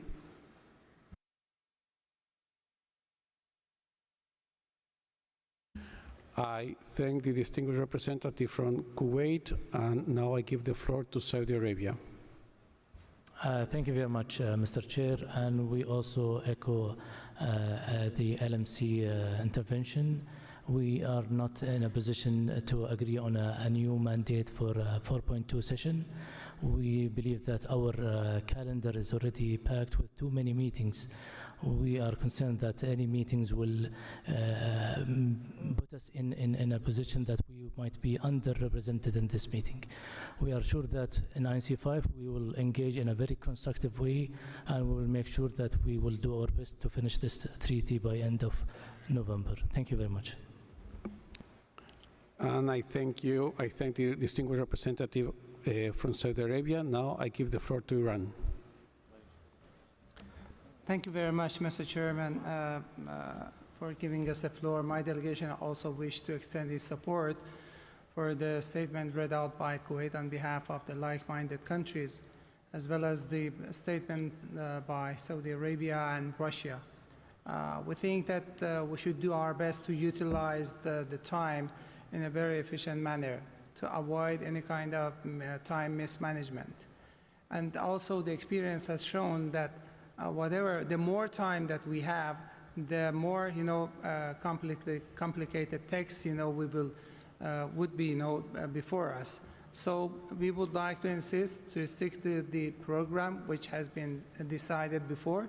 So no more and no extra meeting, and we are ready to go constructively and very efficiently to INC-5. Thank you. I thank the distinguished representative from Iran, and now I give the floor to Pakistan. Thank you, Mr. Chair. Mr. Chair, I'd like to echo what has been said by previous speakers from Russia, Saudi Arabia, and Iran, and Kuwait. Thank you.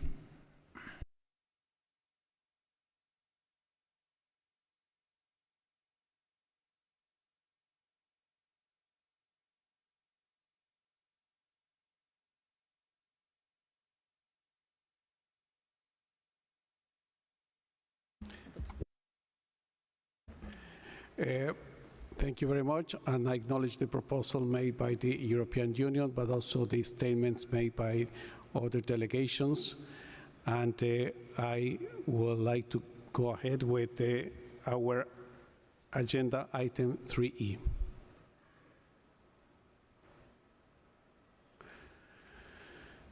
The committee will now consider agenda item 3E on the provisional agenda of the 5th session.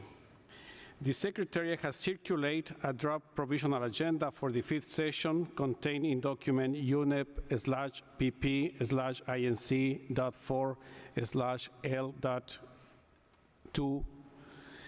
You may recall that in accordance with Rule 3 of the draft Rules of Procedure being applied to our work on a provisional basis, the committee should review the draft agenda and revise it as it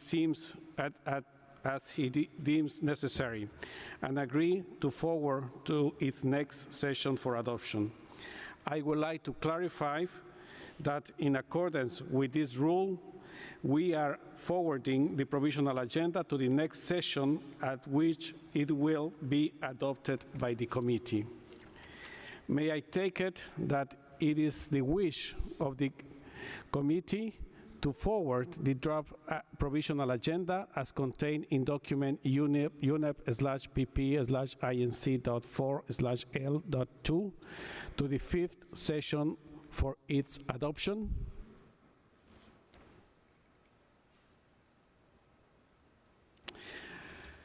I see no objections. It is so decided.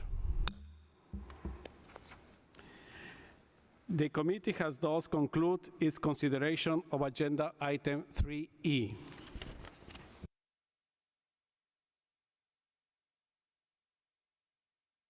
Distinguished delegates, we shall now turn to agenda item 5 on other matters. In this regard, you might recall that at the first plenary meeting, I had invited delegations to inform me on any other matters that they would like to raise under this agenda item. I can confirm that no other matters have been raised by delegations.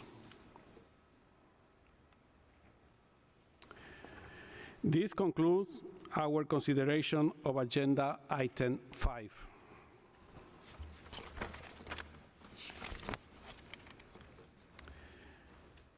Distinguished delegates, I will now like to invite you invite the committee to consider agenda item 6 on the adoption of the report of the session.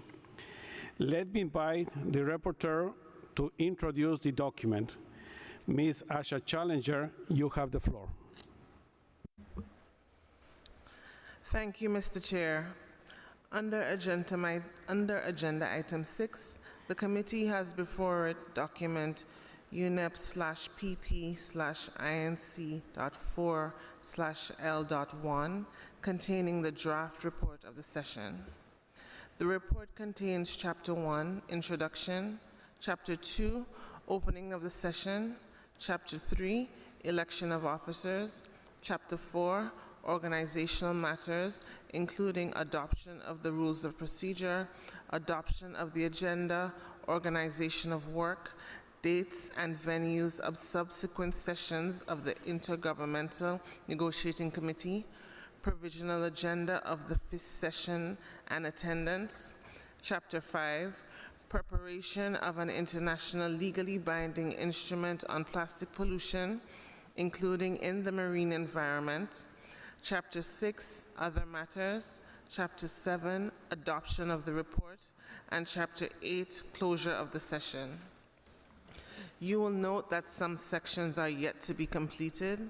This is in conformity with the practice of the United Nations to adopt reports of proceedings based on the understanding that the rapporteur, with the assistance of the Secretariat, will be authorized to complete the report after the session, including the sessions that are already reflected in the draft report. The completed report will reflect matters decided by the committee, including those agreed earlier today under agenda item 4. I am submitting it for adoption by the committee on the understanding that today's proceedings and approved changes will be incorporated in the final report. Thank you. Thank you, Ms. Challenger.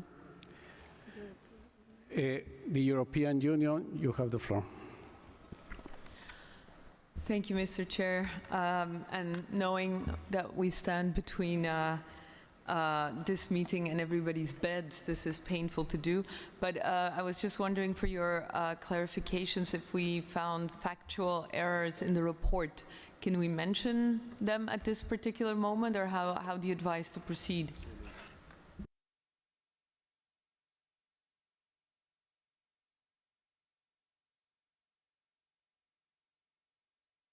I thank the distinguished representative from the EU, and I will ask you to submit to the Secretariat if you find those errors. Thank you.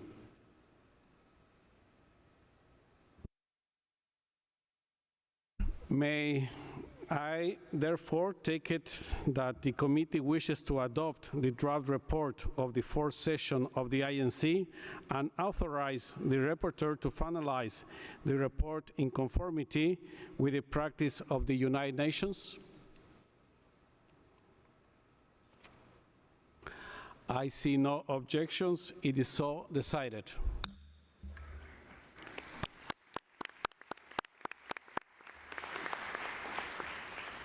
This concludes our consideration of agenda item 6.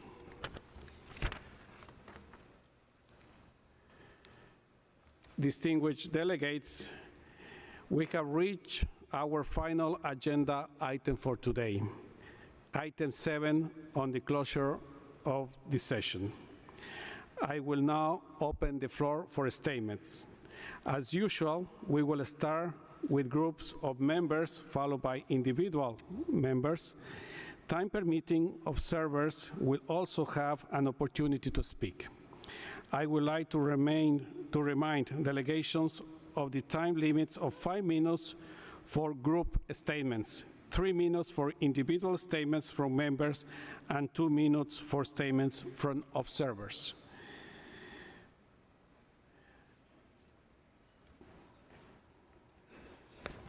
I will be prioritizing observers speaking for alliances, coalitions, and groups.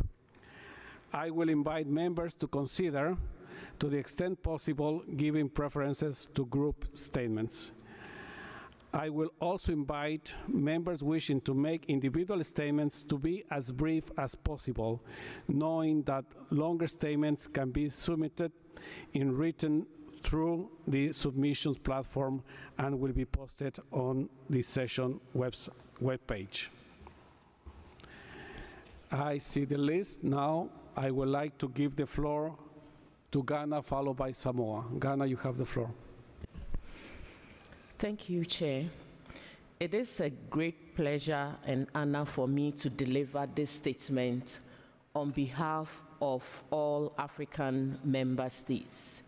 We wish to appreciate and congratulate the Government of Canada, the INC Chair, the co-chairs, the co-facilitators, secretariats, and members of the committee for the progress made during INC-4.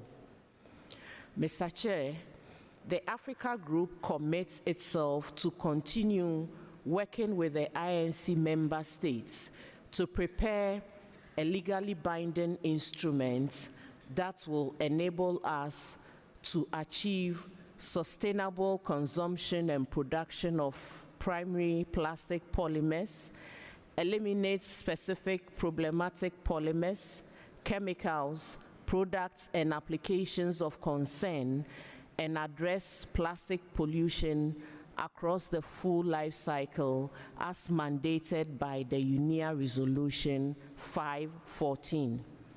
The task ahead of us is still enormous, and therefore there is a need to consider innovative ways to move forward without compromising the process and the desired outcomes. On intercessional work, the Africa Group calls for an open-ended intercessional process with the participation of key partners from civil society.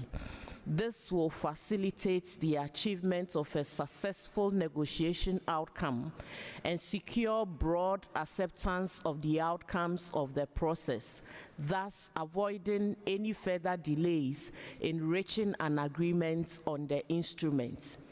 We would like to further welcome the establishment of the legal drafting group, as this will support expediting the negotiation process for this instrument.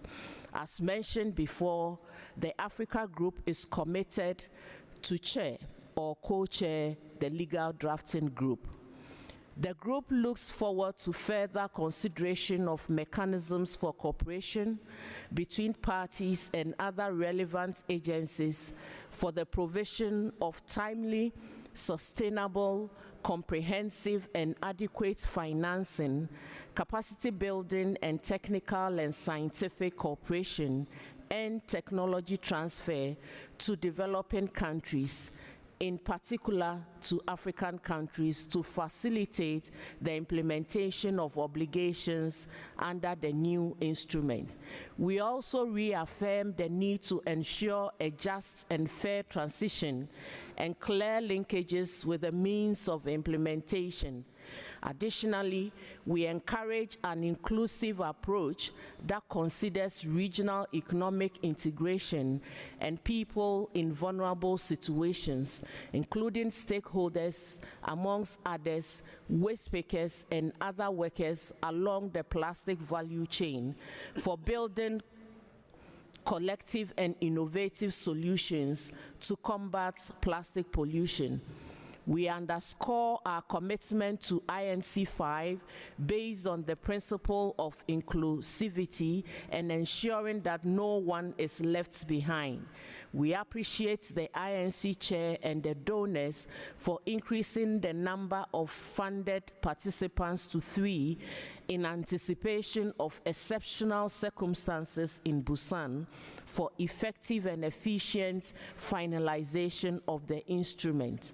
Furthermore, our continent, despite its low responsibility on the upstream side, is committed to constructively contributing to a successful outcome of the negotiations and is open to new approaches that will lead us to a robust and efficient framework that addresses plastic pollution at all levels. In conclusion, we welcome the outcomes of INC-4 and we look forward to supporting the INC process to deliver its mandate in line with UNEA Resolution 514. I thank you, Chair. I thank the representative from Ghana, and now I give the floor to Samoa, followed by the EU. Samoa, you have the floor. Mr. Chair, on behalf of the 39 small island developing states, we thank you for your guidance and leadership in the INC process. We also take this opportunity to extend our gratitude to the co-chairs, the co-facilitators, and the Secretariat who help support the development of our outcomes here at INC-4. Special thanks to the Government of Canada also for hosting INC-4. INC-4 was a critical juncture in this process. Following INC-3, members were faced with a comprehensive and robust revised draft text representative of the views and positions expressed on the various elements of the instrument, with no formal mandate for intercessional work, and an ambitious goal to complete our work by the end of 2024. Mr. Chair, under your stewardship, we were provided opportunities to exchange views on the organization of our work, as well as some of the key issues and priorities in anticipation of INC-4 during the informal heads of delegations meetings. We then convened here in Ottawa with no time to waste, no effort to spare, and a readiness and willingness to advance our negotiations.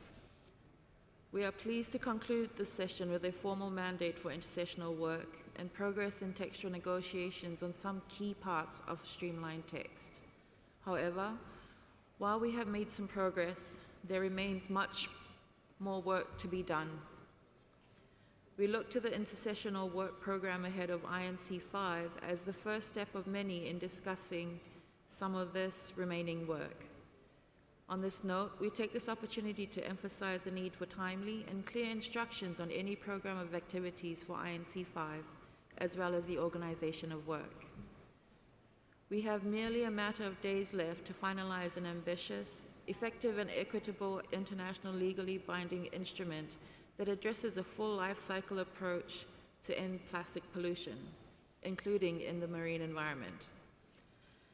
With INC-5 as our final session in this process, we encourage additional opportunities for members to engage on key areas of the future instrument with the goal of building convergence, developing common understandings, and ultimately advancing the text before us. One of these key areas is our objective to ensure that the agreement is supported by new, additional, adequate, and predictable means of implementation. This must include a robust financial mechanism which advances just transition and provides specific support provisions for small island developing states, including priority access to fast-tracked resources, technology transfer, technical assistance, and capacity building. In line with established precedent in existing multilateral environmental agreements, this agreement must fully take into account, both in its design and implementation, the special circumstances of SIDS and our unique vulnerabilities to this issue, like other environmental issues that we are disproportionately affected by but contribute minimally to. Small islands in plastic oceans is a reality we simply refuse to accept. We call upon colleagues to utilize our time efficiently to reach convergence on key elements that would drive meaningful progress on the road to Busan. I thank you. I thank the representative from Samoa, and now I give the floor to the European Union, followed by the Philippines. EU, you have the floor.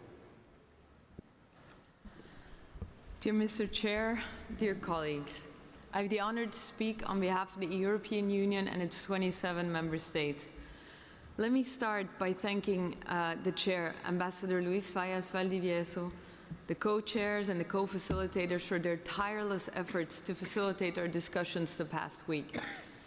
We also want to thank the Secretariat for all their hard work behind the scenes, and the government and people of Canada for their hospitality. We came to Ottawa with high expectations. The world also had high expectations for all of us. We thank all those who opened their hearts to us about the daily impacts they experience of unsustainable production processes. It therefore pains us to say it, but although we made some progress, we didn't make enough. We need to do better. We need to do everything in our power to prevent a tipping point where we might have no remedies at all to address plastic pollution anymore. Dear colleagues, let's face it, we get 7 more months to do it right, 7 months to address the full plastic life cycle and plant a seed for the circular economy of tomorrow, one that will improve the livelihoods of millions, create opportunities for dignified jobs, and that in a respectful way for the environment and for human health.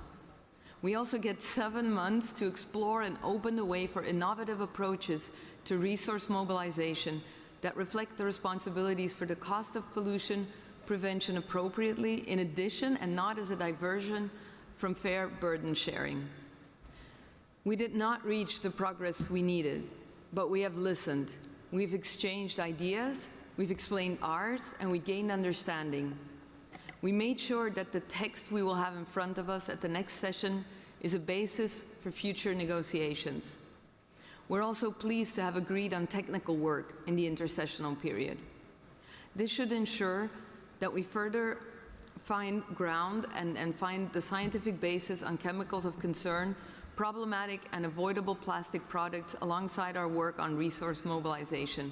And we don't have to do this alone, as this process is supported by the tremendous efforts of stakeholders and rights holders in raising awareness and holding us accountable. The work we are doing here builds on their expertise. Their insights and enthusiasm serve as catalysts for change. Mr. Chair, dear colleagues, we do regret the omission of primary plastic polymer production from formal intercessional work, but rest assured, the EU and its member states remain convinced that addressing unsustainable levels of plastic production is needed if we are serious about ending plastic pollution. We're also pleased to announce that the EU intends to join the Bridge to Busan Declaration launched this week and welcomes its aim for a global objective regarding the sustainable production of primary plastic polymers. Looking forward to the next session, we will need additional political momentum, and we therefore would support reinforced and inclusive ministerial involvement during the negotiations. We are up for the challenge. We believe that we can all come together in Busan and decide on ambitious measures to end plastic pollution in order to save our health and to save our planet. The world is watching us. Civil society, scientists, future generations, and those already most affected by plastic pollution count on us. Thank you.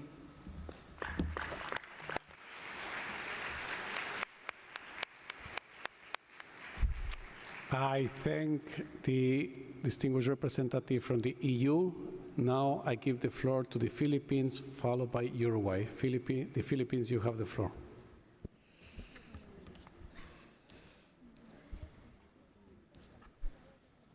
Thank you, Mr. Chair, Excellencies, and distinguished delegates. The Philippines extends its appreciation to Canada as the host of INC-4. We shall not forget the past few days here in Ottawa. And we thank you, Chair, for the hard work and for the earnest effort, as well as of your Bureau and the Secretariat. In the interest of time, we will deliver a short version of our statement and upload the full version. Until we finally adopt an international legally binding instrument to end plastic pollution, including in the marine environment, the global governance landscape to address plastic pollution will remain fragmented and inadequate. Thankfully, in a true show of multilateralism, these past days and nights, we challenged our human physiology and came together for a milestone agreement to hold intercessional work with the goal of arriving at a more cohesive and coherent draft text with only one more session ahead of us. We will be ready to engage and build upon our common ground using the best available science and traditional knowledge, moved by justice and human rights to ensure a just transition, and the principles of international cooperation and common but differentiated responsibilities for the recognition of the circumstances of developing countries, particularly the environmentally and ecologically vulnerable, geographically disadvantaged developing countries like the Philippines, an archipelagic state under the UN Convention on the Law of the Sea. The INC's mandate under UNEA 5/14 to promote sustainable production and consumption of plastics should put us on a path towards halting the tripling of plastic waste by 2060. We are hopeful that, in the end, we will converge towards protecting human life and the environment. Thank you, Chair. I thank the distinguished representative from the Philippines, and now I give the floor to Uruguay, seguido de Peru. Uruguay. Uruguay, you have the floor, followed by Peru. Pleased to deliver this statement on behalf of the Group of Latin America and the Caribbean countries, GRULAC. We wish to thank the government and the people of Canada for their warm hospitality and to express our heartfelt gratitude to our chair, Ambassador Luis Vallas Valdivieso, for the progress achieved during this fourth session under his leadership and guidance. We also thank his team for their unwavering support, which greatly contributed to the many successes of this session, and to the INC Secretariat and our co-facilitators for tackling the arduous task of charting a path through the revised draft text. We also underscore the work of the interpreters. We are most grateful. We welcome the constructive spirit among all delegations over these past days to have a streamlined text that will allow us to advance on the substantive discussions at the INC-5. The region also takes the opportunity to re-emphasize that we fully recognize that plastic pollution is a global and multifaceted problem with environmental, socioeconomic, and health dimensions. Therefore, we are glad that there is broad convergence within the committee to advocate for a just and inclusive transition for all affected populations and groups in vulnerable situations, especially women, children, indigenous people, workers, waste pickers, and other workers in informal and cooperative settings. We are especially grateful for their constructive engagement and contributions to this process. The instrument shall be based on a comprehensive approach that addresses the full life cycle of plastics and shall include obligations, control measures, and voluntary measures, taking into account national circumstances and capabilities of developing countries, and be supported by sufficient and robust means of implementation. We are convinced that this will contribute to addressing the interlinked environmental crises, such as climate change, biodiversity loss, and pollution, which disproportionately affects developing countries.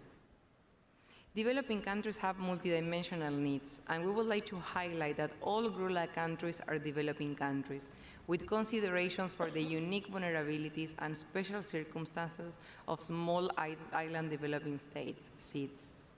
We wish to reiterate the need for a strong, dedicated financial mechanism, which should include but not limited to the creation of a new fund with new and additional financial resources. We also support a cooperation mechanism to promote capacity building, technical assistance programs, and technology transfer to effectively support us in implementing the future instrument. Recalling that the GRULAC presented a concrete proposal in this regard, we look forward to continued positive engagement with all delegations during the intercessional work and at INC-5.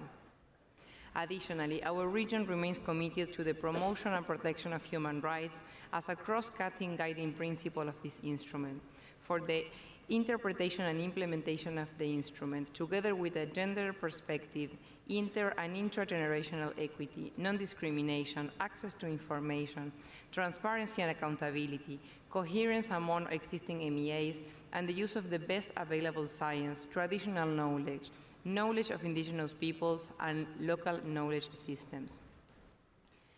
Mr. Chair, GRULAC welcomes the adoption of intercessional work on some of the most relevant aspects of the instrument, and those that merit formal and technical discussions to further inform deliberations on the instrument's provision, including in both criteria on products, chemicals of concern in products, related product design issues, and the provision and mobilization of means of implementation. GRULAC is hopeful that intercessional work will deliver knowledge and information that will benefit the committee throughout the negotiation to make the best decisions while also helping to tackle the necessities of all developing countries. We take this opportunity to also commend the Chair for the establishment of a legal drafting group on which several legal experts from our region will participate to work with the professionalism and that this task requires. GRULAC is very eager to commence the work of this group, a milestone in the process as we step closer to the adoption of this instrument. We are confident that we will continue making all efforts to bridge our positions and work constructively as a true example of multilateralism.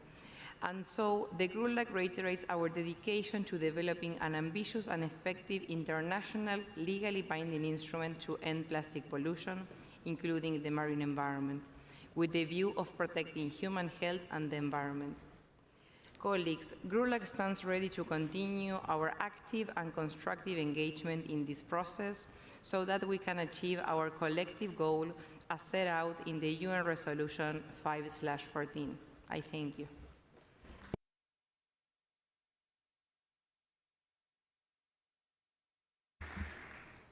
Muchas gracias a la distinguida. Thank you very much, the distinguished representative of Uruguay on behalf of GRULAC. I now give the floor to Peru. Peru, you have the floor. Señor Presidente. Mr. Chairman, since this is the last intervention from Peru, we would like to thank the Government of Canada for all of the efforts carried out by Canada, by INC-4, by the Secretariat, and by you, the Chairman, to make progress on our work. Also, the dedication of the co-chairs and the facilitators of the contact groups, the collaboration of the regional groups, and all of the delegations in order to fulfill the mandate of Resolution UNEP 514. We note particularly the proactive participation of all which this has had from the observers, scientists, civil society, indigenous peoples, and the press, which have been shown the work of this session so clearly. We hope that in INC-5 we will be able to achieve the ambitious objectives that we have initiated this process with. I thank you for your attention. Thank you so much, the distinguished representative of Peru. Floor to Iraq. Thank you, Chair. I would like to deliver my statement in Arabic language. في البدء لا يسع وفد بلادي إلا أن يثني ويتقدم.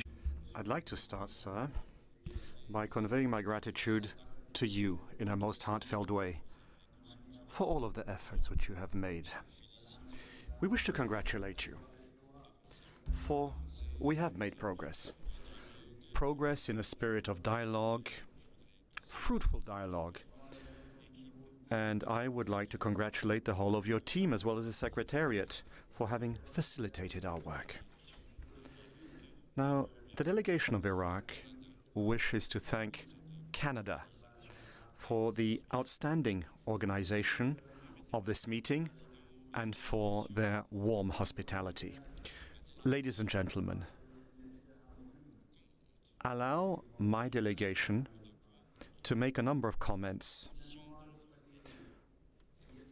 We should like to state the position of our country. Natural products are natural resources used by states for their development, to further their industries, their economy, as well as social progress. All of this is an intangible element of national sovereignty. There is also a need to work within the framework of international cooperation to achieve our development objectives in keeping with preserving a healthy environment. Human innovation is what guides mankind. In the south of my country, in Mesopotamia, between the two major rivers, for close to 5,000 years now, or 5,000 years ago, we started innovating, coming up with solutions, and we cannot now, 5 years later, put an end to human innovation, because we are in a race against time. Petrochemical industries, plastic products, have all had an impact on our civilization, and have contributed to shaping it. But, as there is for everything, there are two different facets. One is that mankind hasn't quite understood what the dangers are.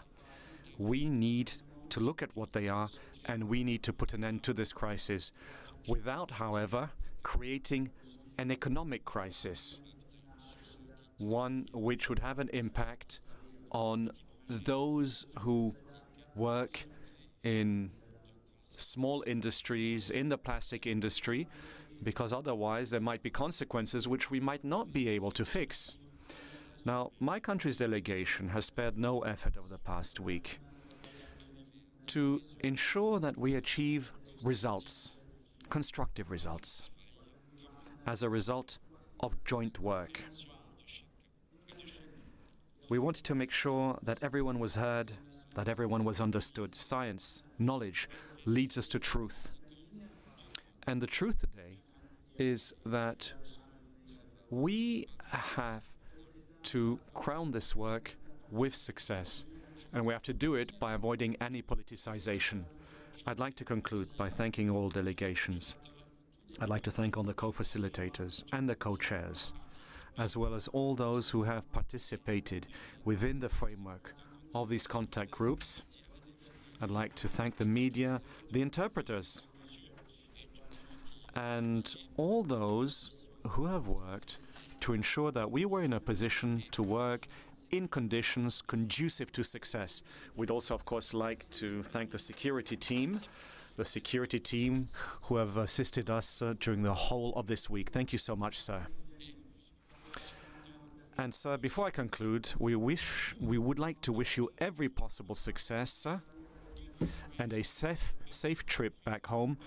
And when you get home, talk to your children, talk to your grandchildren, and tell them that we are working for a future that will be good and healthy for them. Thank you. I thank the distinguished representative from Iraq, and now I give the floor to Gabon. Please, Gabon, you have the floor. Thank you, Mr. Chair. We would like to start by commending you, the co-chair, the co-facilitators, and all of the Secretariat staff for the tireless work done during this session. We also express our appreciation to all delegation and observers for the constructive discussion during all of the meeting until the very late moment. Gabon supports the statement made by Ghana on behalf of the Africa Group. It is a matter of the utmost importance for us that this future instrument send a clear and concrete signal to all the stakeholders regarding our determination to address plastic pollution across the full life cycle.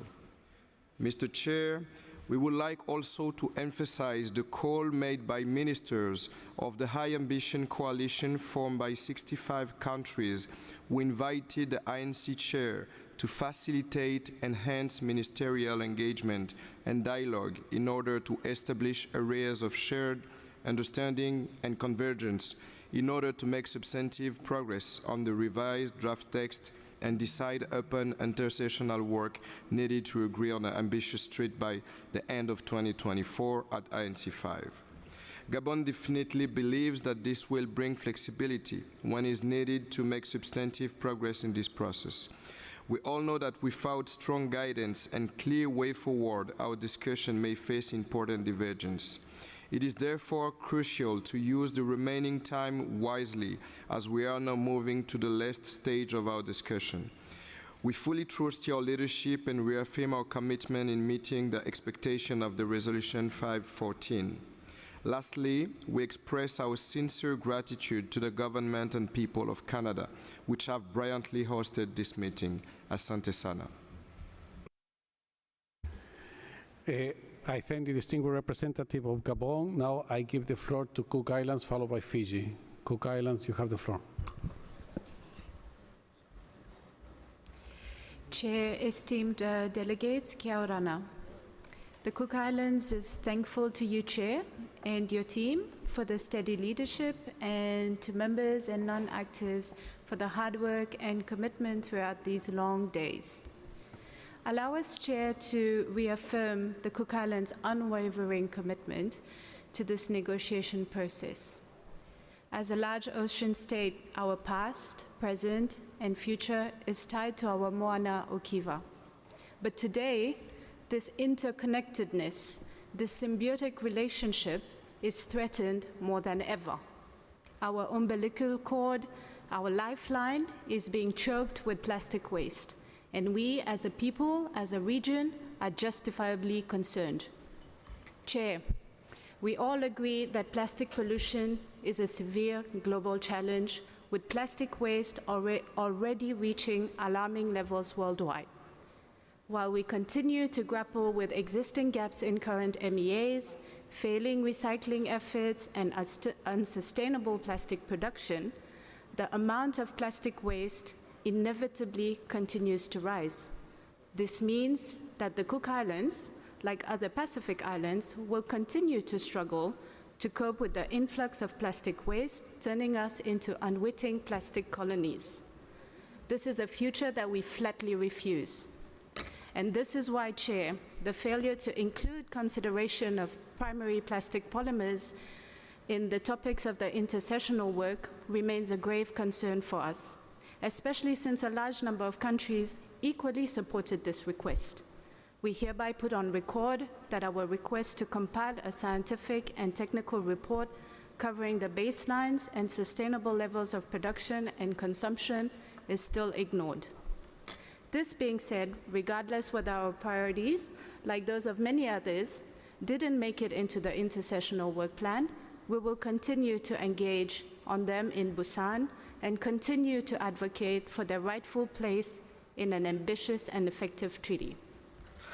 We reiterate that a treaty without consideration for a full life cycle approach should not become a consideration at any cost. We therefore call on members to sign the Bridge to Busan Declaration, a vital initiative introduced by our Pacific colleagues from the Federated States of Micronesia. Chair, amidst the challenges, multiple challenges in finding the best way to move forward, we hope that the spirit of unity and determination to complete our mandate under UNEA 514 continues to prevail. There is still much work ahead and so little time. So, Chair, colleagues, together, let us forge ahead in good faith and leaving no one behind. In conclusion, allow us to thank the government and the people of Canada for the beautiful hosting. Me takimata e kia manuia.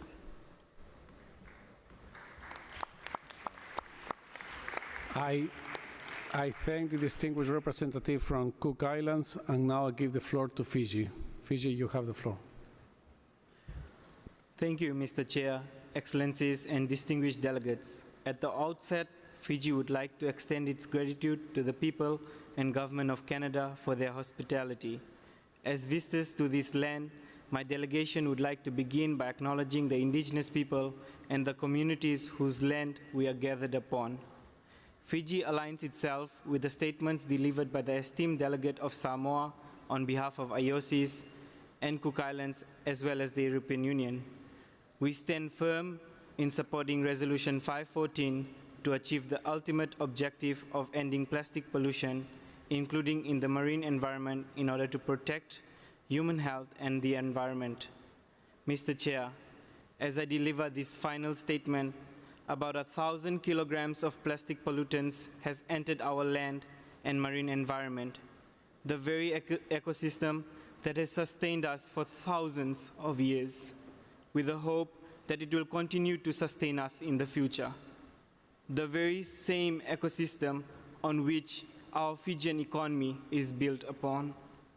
As Pacific Islanders, any threat to our moana is a threat to our culture, our identity, and our survival. We are representing the voices of Fijians back home who are disproportionately impacted by the plastic pollution. Plastic pollution has inundated our lives as people of Oceania. We have heard that it is already in the food we eat, the water we drink, and the air we breathe, affecting our health, threatening our food and water security, and further exacerbating the impacts of climate change and loss of nature. Mr. Chair, we are relieved to have an intercessional work ahead of us, and we look forward to engaging more constructively throughout this process. This is a small step on a very long path towards delivering a forward-looking, ambitious, and inclusive instrument, one that will not deprive our children of tomorrow and their rights to live and enjoy a healthy and clean environment. Mr. Chair, we literally have 7 months remaining to deliver on this promise. As echoed by the distinguished delegate representing the European Union, we need to shift our gears to reach our goals. We need to do better in engaging with our stakeholders, including indigenous people, local communities, women, children, and youths, whose voices are equally important to this process, as they will be the ones that will implement this instrument when adopted. Dear delegates, we came here with all eyes and hopes set on us to make progress on the mandate we were given. The world is watching us because for every decision we make, they will hold us accountable for the future they have entrusted us to shape. We need to do better collectively. Let me leave you all with a famous saying from our elders that have always been shared and bestowed upon our younger generation. We have not inherited this earth from our forefathers. We have borrowed it from our children. And this is the message that I will pass on to all of you. To end, let us leave Ottawa with an end in sight and an end to end plastic pollution. And while on the road to Busan, we employ fellow delegates with 2 tips. Break free from plastic, and please learn to break free from brackets. I thank you, Chair.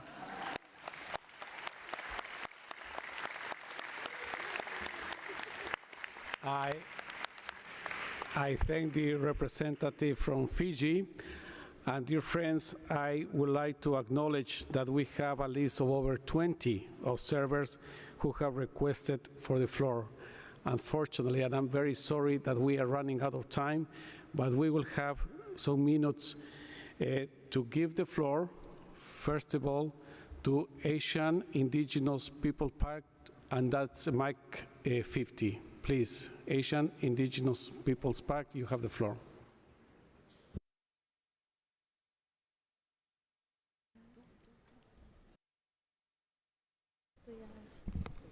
Gracias, señor presidente. Thank you very much, Chairman, delegates. I'm Nancy Gonzalez from the Maya peoples in Guatemala, and I represent the Indigenous Caucus. We recognize the lengthy work carried out by the delegations. However, we observe how Indigenous peoples, youth, women, recyclers, and all of the observers have lacked full and effective participation in the work of INC-4. While we prepare for INC-5, we urge parties that they include the following priorities in the instrument. The debates cannot ignore the crisis relating to plastics. In other words, the instrument must propose the adoption of concrete, just, and decolonized measures to reduce plastic pollution at the source, extraction of fossil fuels, and to adopt a precautionary approach and follow the full life cycle of plastics. The instrument should have a solid, legally binding framework and based on rights, both in its preamble as well as in its operational paragraphs. And this includes based on the Declaration of the United Nations of the rights of indigenous peoples and Convention 177 of the ILO and all of its chapters and annexes of the treaty, as well as national plans for implementation, the follow-up, the decision-making and a just transition. We have solutions. The instrument must make sure that it is ethical and be in line with indigenous knowledge, including technological innovations based on free, prior, informed consent and self-determination of peoples in order to make leadership towards the abandonment of plastics. And this is independent of local knowledge and includes the right to know and access to information. The instrument must recognize that vulnerabilities and specific circumstances of indigenous peoples in all of the regions of the world, and should adopt an approach focused on not causing damage to deal with plastic pollution in all ecospheres and to guarantee health and environmental justice. Together we can do this. We invite the Secretariat of INC, as well as the next host country, to support the participation that is full and effective on the part of indigenous peoples with appropriate financing over the next few meetings in the intercessional work. It's essential to take measures which are concrete to guarantee human health and the future of generations to follow and biodiversity, which are all affected. We urge all of you to give priority to this, not to benefits and profits, nor to the polluters themselves. We thank you for your attention. I thank the representative from Asian Indigenous Peoples Part, and now I give the floor to Ágora Ciudadanos Cambiando México. I give the floor to the farmers of Mexico. Lord Chair, I'm Fiona Brown, a 14-year-old from Canada, speaking on behalf of the Global Youth Coalition on Plastic Pollution. We highlight the following key messages from over 60 children and youth on the ground and the thousands of youth who have contributed their voices to our work on the instrument since UNEP 5.2. First, we advocate for the continued openness of regional meetings to observers and emphasize the importance of timely communication of all intercessional meetings. We appreciate the establishment of 2 intercessional expert groups and seek your support for extending the invitation to qualified experts from observer groups and organizations so that they can also contribute to these working groups, ensuring that we draw upon the wealth of knowledge and expertise from diverse stakeholders, including youth experts. Second, we would like to see explicit references to vulnerable and rights-holding groups, including the specific vulnerability of children and youth, women, indigenous peoples, and informal waste workers to adverse impacts from plastic pollution throughout the instrument. While disagreements may continue on policy to end plastic pollution, protection of the health and quality of life and children and youth is non-negotiable. All countries should agree that allowing the next generations to grow up in a safe, healthy environment, reaching their full potential free from pollution's harms, is a priority they can unify around. Will this be the instrument that puts children, youth, and intergenerational equity at its center? Third, references to the protection of human health in the text are limited and weak. We request a reference be made to the World Health Assembly Resolution 7617 in the preamble and acknowledge plastic pollution health risks throughout the existing articles. We strongly feel that any blanket exclusion of sectors like healthcare will impair the effectiveness of the instrument and limit those sectors from further innovation. This instrument must realize the interconnectedness between ecosystem and public health and prioritize safeguarding biodiversity and human well-being. Lastly, this treaty cannot focus on visible plastic waste alone. It must comprehensively tackle plastic pollution in all of its forms: microplastics, nanoplastics, hazardous additives, and greenhouse gas emissions, given pollution's occurrence across the entire life cycle from polymer production through disposal. We remind everyone that the instrument is not merely an agreement between member states, but an intergenerational pact between current decision makers, youth, and future generations. Let us forge a path forward that serves humanity, acknowledging our shared responsibilities to protect the planet and ensure a flourishing legacy for generations to come. Thank you.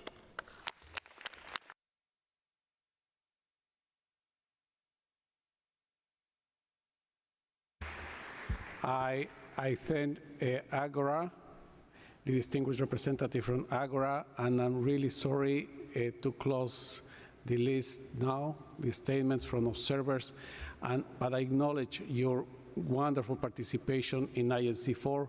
I congratulate you for your active participation, and yes, we will keep meeting in the INCs to come. Thank you very much. I would like now to invite the Executive Secretary of the Intergovernmental Negotiating Committee on Plastic Pollution, Ms. Jyoti Mathur-Philip, to deliver her closing remarks. Ms. Mathur-Philip, you have the floor. Thank you, Chair. Ambassador Luis Valesca. Tried it again. Excellencies, I'm too tired, sorry.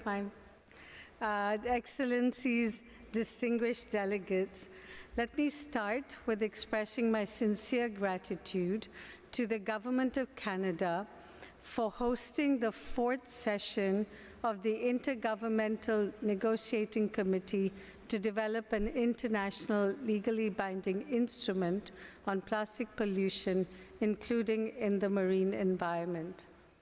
And also to the elders that blessed our meeting when we started. We thank you. This session has been a success because of your dedication and commitment. This has been our largest and most inclusive gathering to date. Over 2,500 delegates joined us here in Ottawa, representing 170 members of the committee and over 540 different organizations, UN entities, intergovernmental organizations, non-governmental organizations, and media. I am grateful to all the members, the co-chairs and subgroup co-facilitators for your hard work, which has brought us closer to completing our negotiations. And to our observers, whose voices are an integral part of this process. My deep, deep gratitude also extends to the Chair, Ambassador Valles, for his leadership throughout the session, and the Bureau for their valuable guidance and advice from the region. Of course, none of this would have been possible without the many essential support teams, locally and from across the UN, our editors, our interpreters, our conference service staff, and all the team that supported the Secretariat. The list goes on. And last but not least, I thank my Secretariat team for its unwavering work and commitment.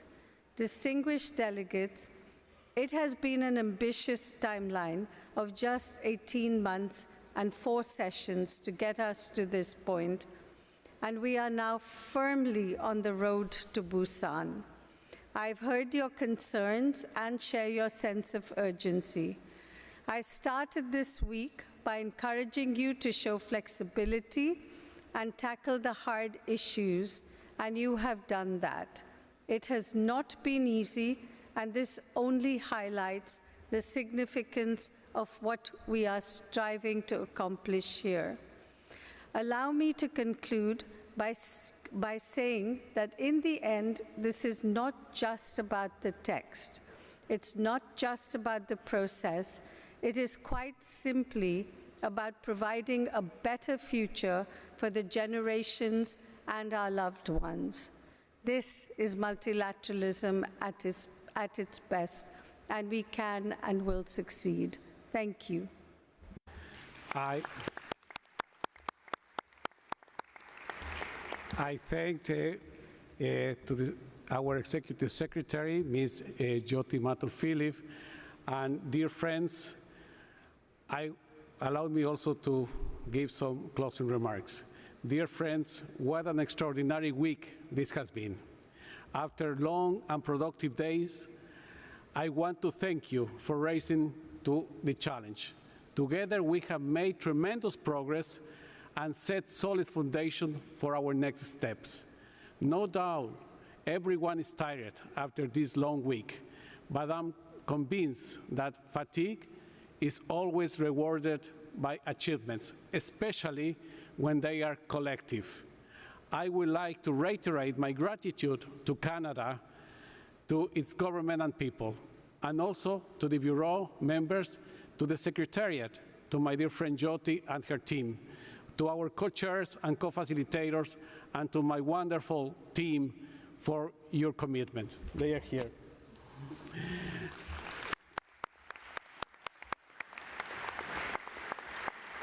Most of all, I want to thank member states for the energy and dedication you have invested this week, and to all observers, and I apologize once again for not having time enough to give all of you the floor, who have contributed enormously from each of your areas of expertise.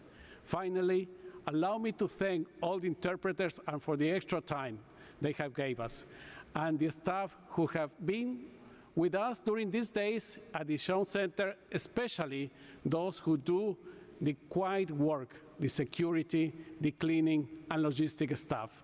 We appreciate your work very much. Dear friends, during the dozen of meetings I have held over the past few days, I have found a growing common denominator that fills me with even more hope: trust. Nurturing this trust is vital. Thank you all very much, and I look forward to seeing you all over the next few months, and of course, an INC-5 in Busan, Republic of Korea. Thank you so much.